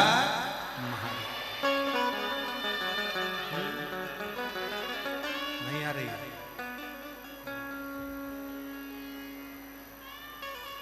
तो 9 जून से 15 जून तक बलखंडी नाथ फुलवरिया बलिया उत्तर प्रदेश 1 बजे से 4 बजे तक कथा रहेगी। उसके बाद में 15 जून को वहाँ कथा विराम होगी उत्तर प्रदेश में। फिर 18 से 24 जून तक दोपहर 2 बजे से 5 बजे तक पंजाब की भूमि भटिंडा पंजाब में 2 बजे से 5 बजे तक शिव महापुराण की कथा रहेगी। ऐसे कथाओं का क्रम रहेगा। आप और हम भगवान को अपने मन का भाव कहें, हृदय से प्रार्थना करें, विनय करें, निवेदन करें, दिल से बाबा को अपने मन की बात करें। साथ में बोलिएगा, अधिक मास चल रहा है, पुरुषोत्तम मास है। हृदय से प्रार्थना करो, निवेदन करो, विनय करो। साथ में बोलो, विनय करिएगा, निवेदन करिएगा।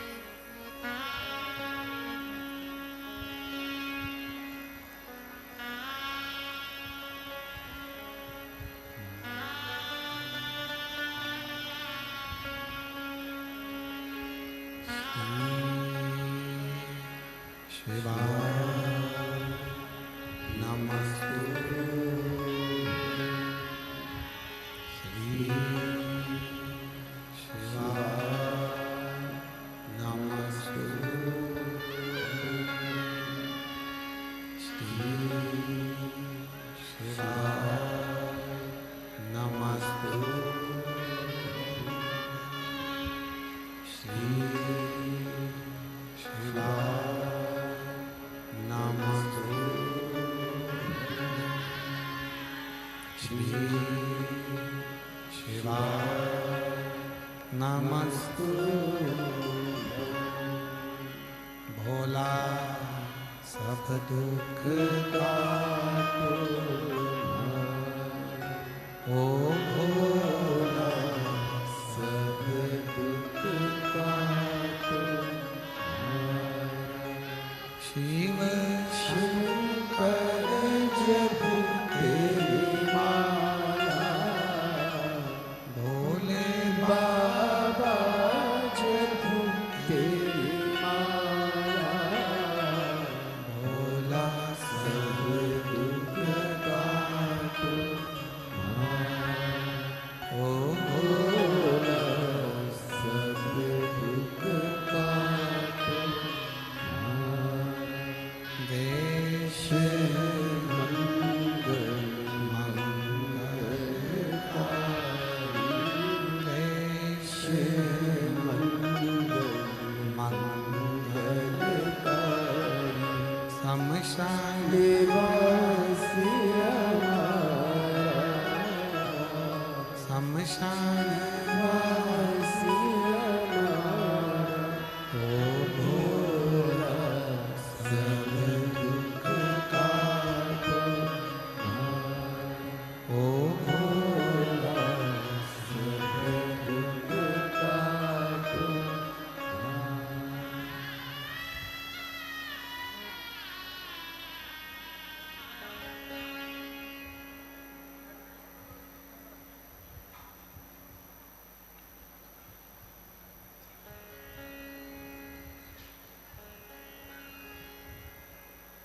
बाबा देवाधिदेव महादेव भगवान शिव घरदानी तरकालदर्शी कैलाशी अविनाशी भगवान शंकर की पवित्र कथा कर शिव महापुराण की कथा वर्णन करते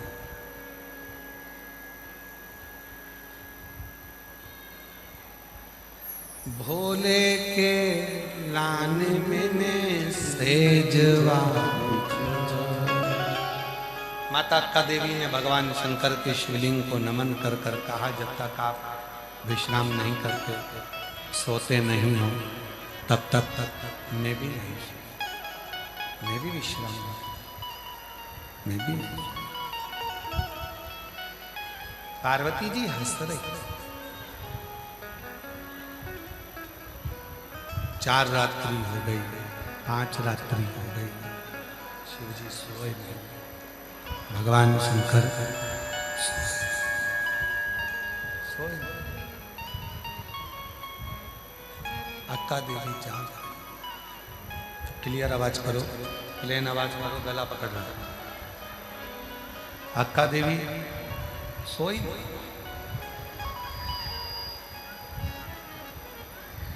तब भगवान शिव कैलाश को छोड़कर अक्का देवी ने जो सेज बिछाई थी भगवान शिव के लिए, उस सेज पर आकर भगवान शंकर ने अक्का देवी को दर्शन दिया। कुछ देर का विश्राम किया, कुछ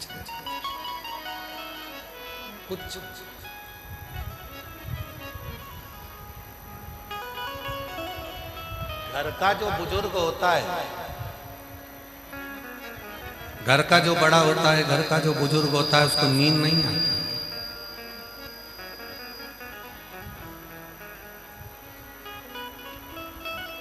जिसके ऊपर बहुत भार होता है ना, जिसके ऊपर बहुत ज्यादा भार होता है, उसको नहीं आता, उसको नींद नहीं आती। गला पकड़ रहा है, बेस खोल रहे हो आप लोग, क्लियर करो ना आवाज। उसको नींद नहीं आती।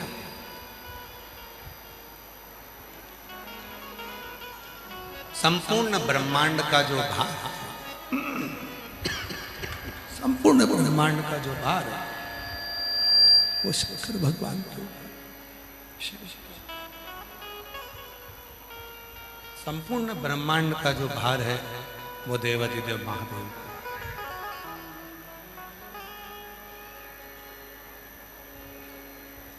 तो शिव पुराण कह रही है, भक्त चाहे तो भगवान उसके सम्मुख में आकर खड़ा हो सकता।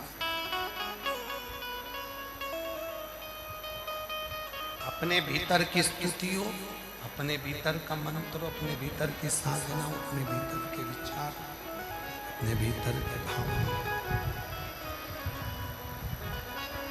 जब अपने भीतर के भाव होंगे, विचार होंगे, अपने भीतर की वाणी होगी, तो शिव क्यों ना प्रकट।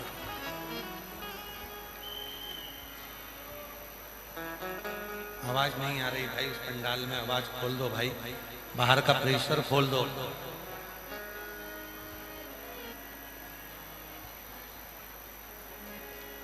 अपने भीतर के शुद्ध भावों को, अपने भीतर के शुद्ध विचारों को शिव को जिसने समर्पित करना प्रारंभ कर दिया, भगवान शंकर को समर्पित करना प्रारंभ कर दिया,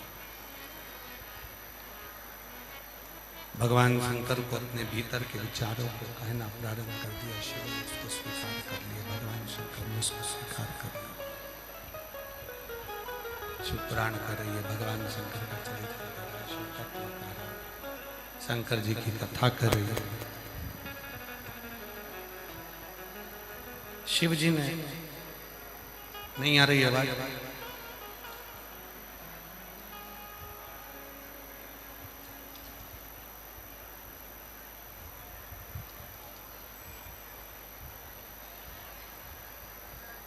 शिव जी ने माता पार्वती जी को संयम, सदाचार, स्नेह और सेवा,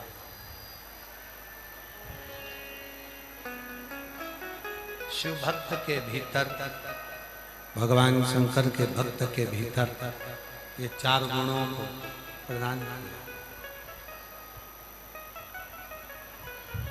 चार गुणों को प्रदान किया। तो कहा संयम, इंद्रियों में अगर करना है तो सबसे पहले अपनी जिह्वा का संयम हो, दूसरा संयम है अपने निगाह का, नेत्रों का, तीसरा संयम है अपनी श्रवण शक्ति का।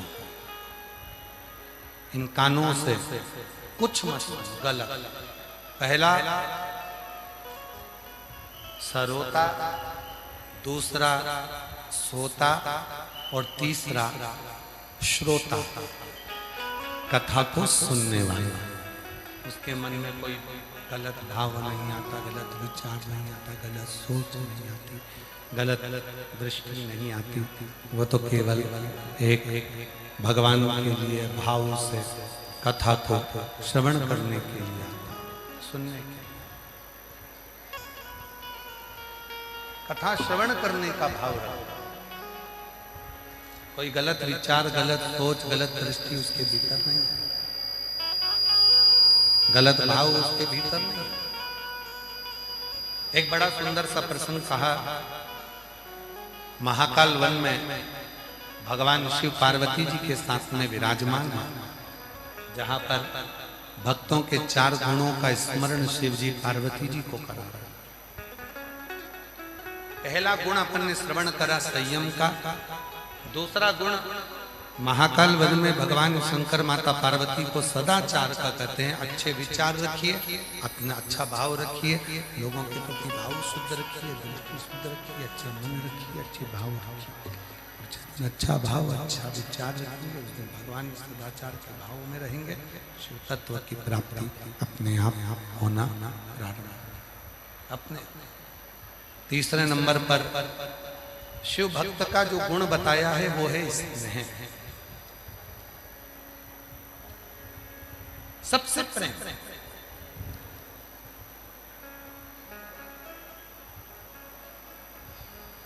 अभी भी आवाज नहीं आ रही है क्या आपको?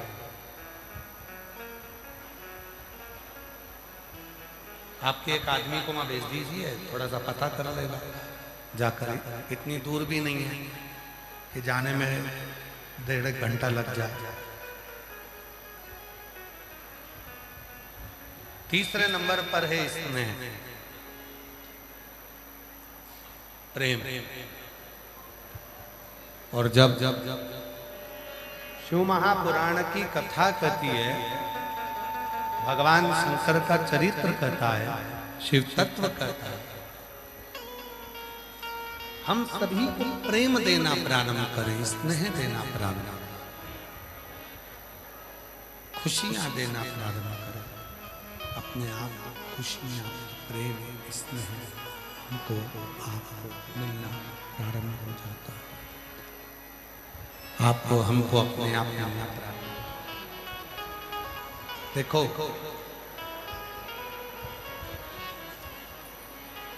देव ऋषि नारद का एक बड़ा सुंदर चरित्र है शिव पुराण के अंदर।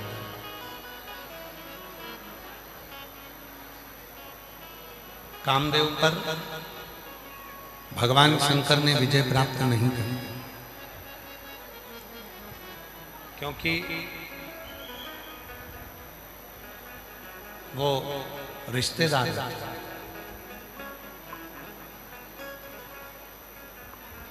कामदेव पर विजय प्राप्त नहीं करी, क्योंकि वो रति के पति,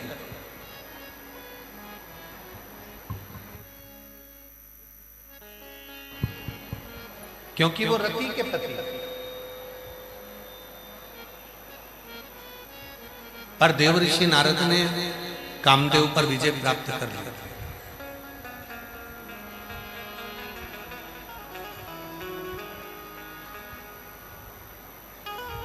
पर देव ऋषि नारद ने ये नहीं जाना कि हम किसका अपमान करने के लिए जा रहे हैं। जिस दिन भगवान आपको कुर्सी दे, जिस दिन भगवान आपको पद दे, जिस दिन भगवान आपको प्रतिष्ठा दे, जिस दिन भगवान आपको सत्ता दे, जिस दिन भगवान आपको वैभव दे, जिस दिन भगवान आपको कोई अच्छी गादी पर, सिंहासन पर, कुर्सी पर, पद पर बिठा दे, उस दिन अपने भीतर ये विचार रखना कि आज से मैं अपने भीतर के अहंकार का त्याग करता हूं। तो आप जिंदगी में सफल हो पाएंगे। और कुर्सी, पद, प्रतिष्ठा मिलने के बाद मान लो आप अपने अहंकार को निकाल कर बाहर नहीं कर पाए, तो आप अपनी जिंदगी में कभी सफल नहीं हो पाए। एक पत्र है बड़ा सुंदर, बड़ा सुंदर पत्र।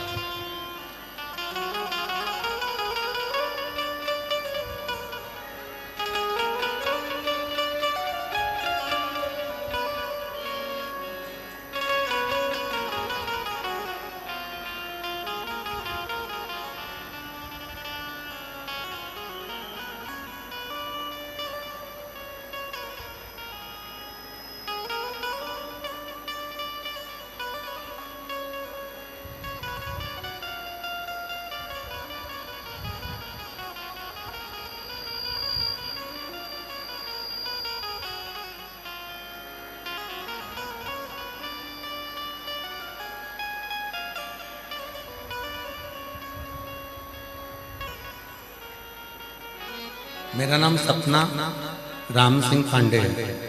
मैं रहने वाली कासार सिरसी गांव की हूँ।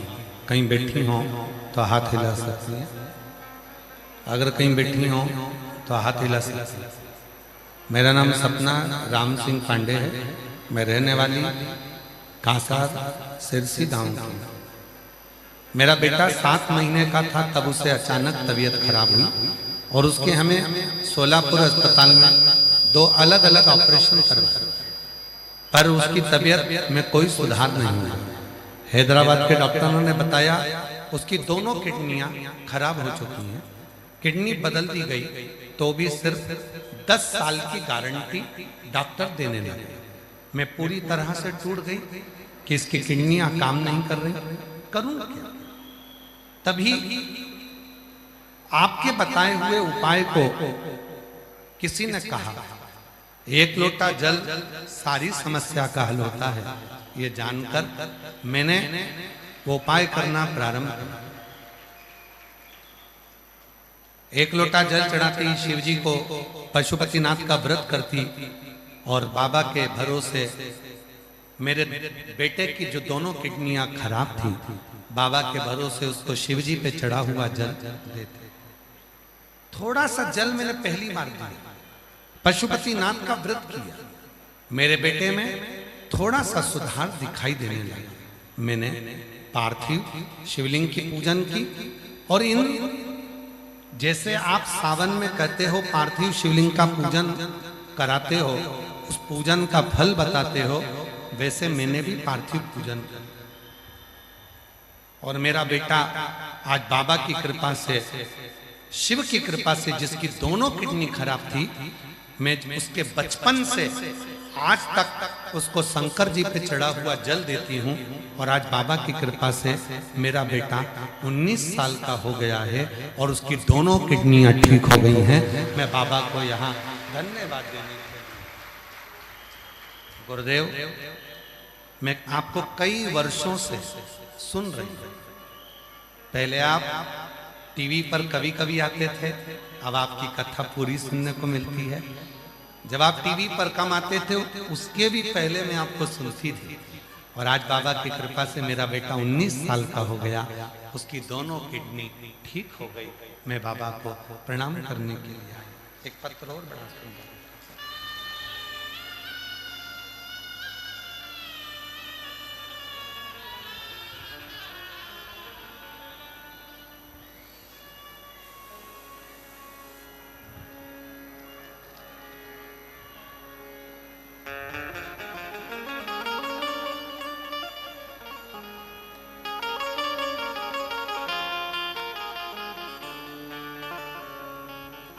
मैं निकिता सोम शंकर टिकाम्बरे, गांव दालिब, तालुका उमरगा, जिला धाराशिव की रहने वाली हूँ।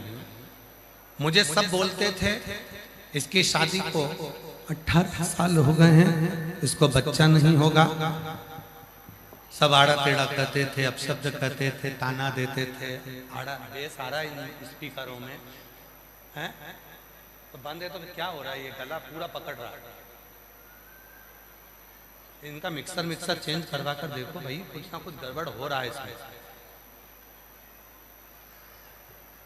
शादी के 18 साल हो गए थे और सभी ने कहना चालू कर दिया था कि इसको बच्चा नहीं होगा,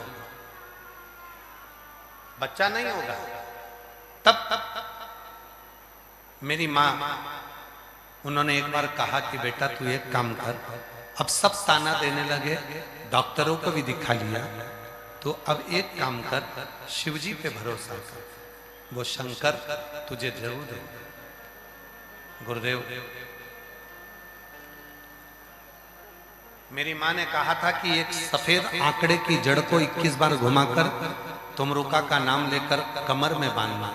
मैंने वही किया और बाबा की कृपा से 18 साल के बाद मेरे घर में बाबा की कृपा से संतान की प्राप्ति हुई। मैं बाबा को यहाँ नमन करने के लिए आया। कहीं बैठी हो तो आ सकती हैं। अगला पत्र है, मैं संतोष सूर्यवंशी, उमरगा तहसील उमरगा, जिला धाराशिव की रहने वाली हूँ। मेरा मोबाइल नंबर ये है। गुरुजी, आप सभी शिव भक्तों के कहते हैं कि तुम सब मेरा नाम मत लो, मुझे कुछ मत दो, लेकिन शिव मंदिर में जाकर बाबा को एक लोटा जल चढ़ा। आपकी वही बात सुनकर सुकून मिलता है। मैं बाबा की कृपा का क्या गुणगान करूं, बोलूं? गुरुजी, मेरी शादी को 15 साल के बाद संतान का सुख प्राप्त हुआ है। हमने सोलापुर, धाराशिव, पुणे, नासिक के हॉस्पिटल में हमने ट्रीटमेंट करवाया, पर बच्चा नहीं हुआ। फिर मेरी पत्नी ने 16 सोमवार का व्रत भी किया, पशुपति व्रत भी किया, और आपकी कथा जो नासिक थी वह भी श्रवण करी। बाबा के भरोसे शिव के आश्रित होकर शिव को नमन करते। बाबा, हम आपको नहीं जानते कि आप कथा करते हो कि नहीं करते, पर इतना जरूर जानते हैं कि आप कथा करते हो तो मेरा भोले बाबा आपकी बात को जरूर मानता है। और शिव की कृपा से बाबा, हमने शंकर पर भरोसा करना प्रारंभ करा, एक लोटा जल चढ़ाना प्रारंभ करा। नांदेड़ में भी कथा सुनी, सीहोर में जाकर 2025 की कावड़ यात्रा भी करी, और बाबा की कृपा से 15 साल के बाद मेरे घर में संतान की प्राप्ति हुई। एक बार जोरदार ताली बजाएं, कहीं बैठे हो तो आज 15 साल के बाद मेरे घर में संतान की प्राप्ति हुई। अगला पत्र है अर्चना रजनीकांत ट्यूटे, सुरपुर, शाहपुरा, कर्नाटका से हूं। कहीं बैठी हो तो आ सकती हैं। जिनके पत्र पढ़े जा रहे हैं वो लोग यहाँ आ सकते हैं। मैं आपको दिल से धन्यवाद देती हूँ। आपकी प्रेरणा और महादेव की कृपा से मेरा जीवन बड़ा दुख था वो दूर हुआ है। शादी के कई वर्ष हो गए थे, संतान का सुख नहीं था। तब मेरी सासू माँ ने आपका प्रदोष वाला व्रत करने का बोला और प्रदोष का उपाय करने को बोला। बाबा की कृपा से आज मेरे यहाँ कई सालों के बाद संतान का सुख प्राप्त हुआ। आज मैं बाबा को धन्यवाद देने के लिए यहाँ पहुंची, शिव की कृपा से यहाँ पहुंची। और जो जैसी भावना वो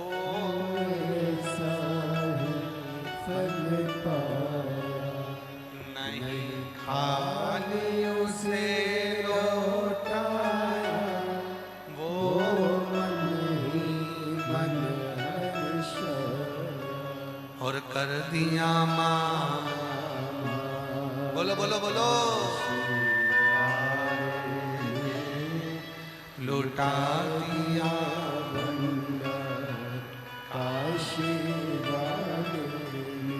ओ लौटा दिया कर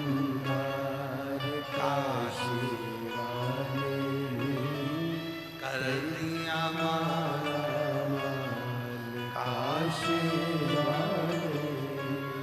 जिस भाव से, जिस विचार से, जिस सोच से, जिस भाव से आप कथा को श्रवण करने के लिए बैठते हो। मेरा देव हरिदेव महादेव, मेरा शंकर, मेरा ओघड़दानी, मेरा त्र्यंबकनाथ, मेरा भीमा शंकर, मेरा मल्लिकार्जुन, मेरा शिव कृपा करता, करुणा करता। तो शिव कथा कर रही है।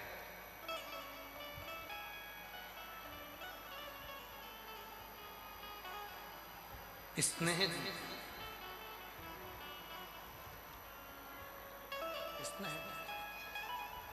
शिव महापुराण की प्रेम जी। और चौथे नंबर पर भगवान शंकर के परम भक्त का कोई अगर गुण है, चौथे नंबर पर भगवान शंकर के परम भक्त का यदि कोई गुण है तो वो गुण है सेवा। सेवा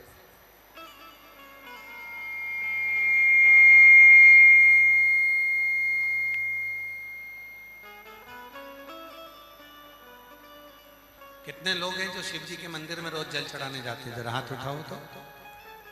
जाते हो? रखो। प्रणाम, आपके चरणों को नमन, दंडवत।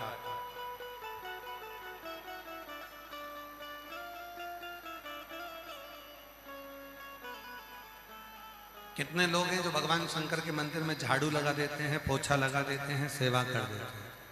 प्रणाम नमः। अब जरा कथा पर जाइए।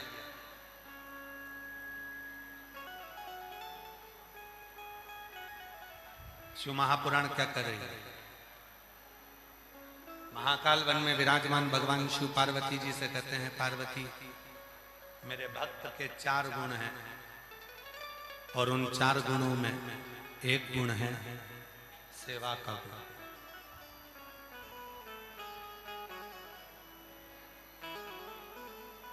4 गुणों में एक गुण है सेवा का गुण।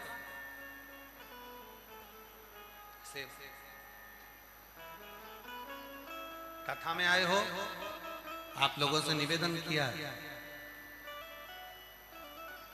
भूखे को भोजन और प्यासे को पानी, जय बाबा बर्फानी। हम किसी को पानी पिला रहे हैं, मुख झूठा करा रहे हैं, भोजन करा रहे हैं, टॉफी खिला दी, बिस्कुट खिला दिया, कुछ ना कुछ उनको खाने को दिया, मुख झूठा करा दिया, ये भी एक सेवा, ये भी एक सेवा। कोई बुजुर्ग है, बहुत बीमार है, उसको पकड़कर उसके इलाज करवा दिया, ये भी सेवा।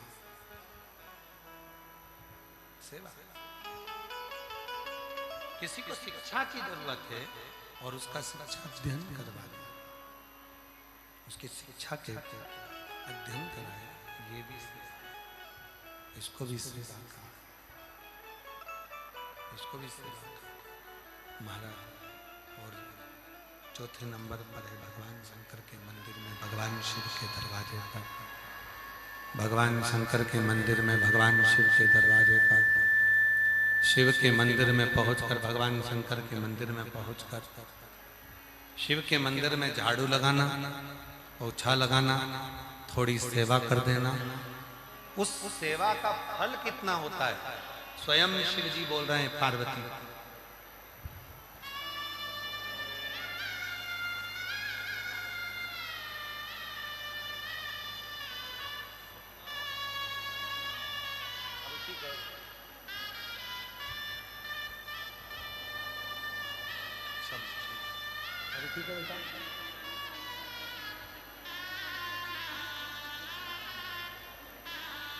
बेटे की दोनों किडनियां खराब हो गई थी। हैदराबाद में दोनों किडनियों के लिए बोल दिया गया था, ये किडनियां बदलवा लो। पर इस मां का विश्वास देखिए,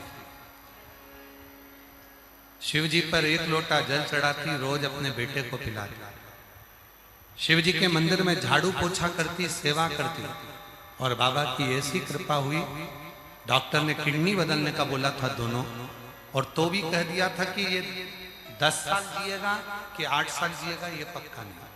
पर आज बाबा की कृपा से किडनी भी नहीं बदली और शिव की कृपा से दोनों किडनियां काम करना प्रारंभ कर दी, और बाबा की कृपा से आज बेटा ठीक है। जैसी भावना हो वैसा ही फल पाया, नहीं खाने से लौटाया, वो मन ही मन हर्षाया, कर दिया माला माल का शिवाले, लौटा दिया वंदा का शिवाले।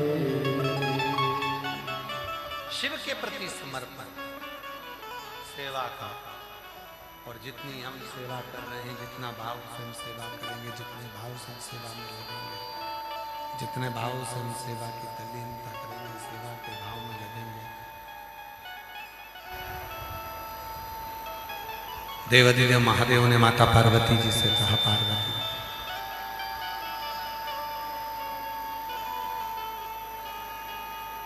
शिव के मंदिर में स्वयं महाकाल कर रहे हैं, स्वयं शिव कर रहे हैं, स्वयं शंकर कर रहे हैं, स्वयं देवादिदेव महादेव कर रहे हैं। जैसे संगम का जल लेकर कोई रामेश्वरम को चढ़ाता है, जैसे गंगा का जल लेकर कोई नीलकंठ को जाता है, जैसे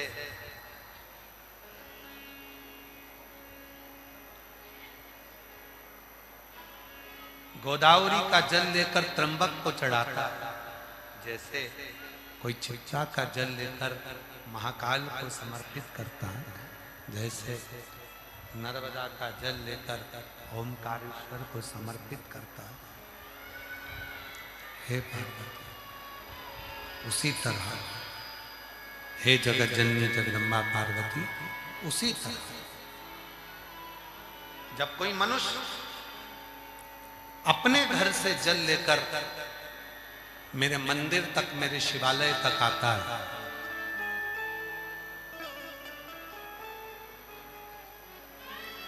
मेरे शिवालय तक जो पहुंचता है जल समर्पित करने के, उसको केवल एक मंदिर में या शिवालय में जल चढ़ाने का फल नहीं मिलता।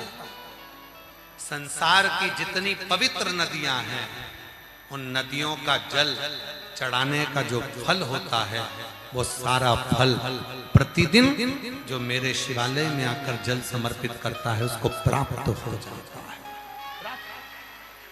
प्रतिदिन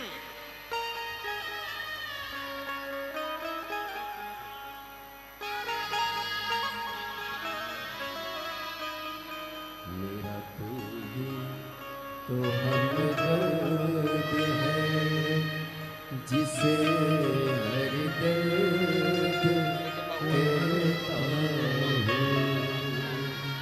मेरा तू ही तो हमदर्द है, जिसे हर दर्द कहता हूँ।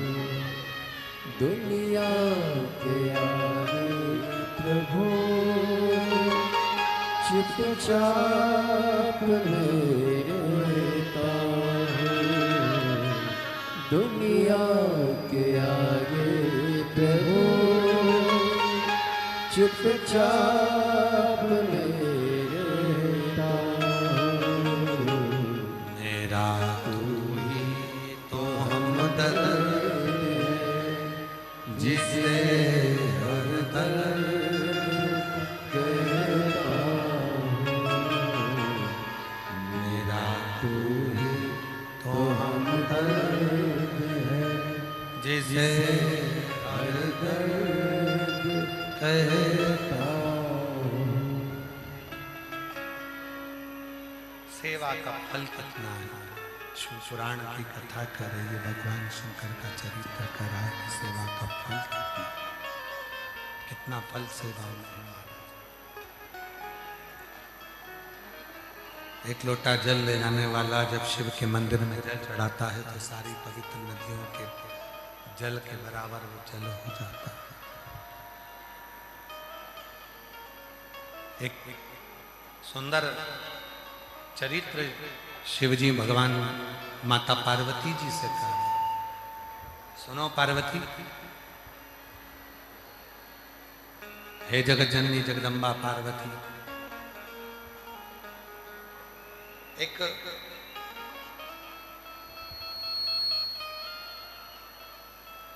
मोक्षा नाम की एक कन्या थी।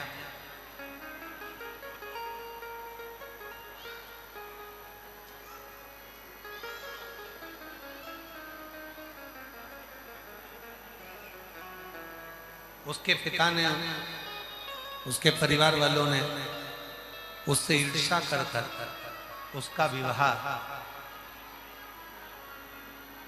शरीर के रोगी एक व्यक्ति से कर दिया। पार्वती,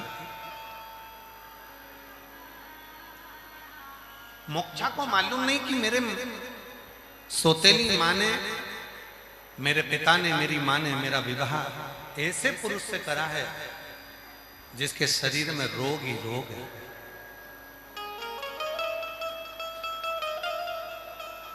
विवाह हो गया, मोक्षा का पति के साथ मोक्षा रहने लगी। पर पति तो बीमारी में इतना ग्रसित था कि उससे मैं निकल ही नहीं पा रहा था। एक दिन मोक्षा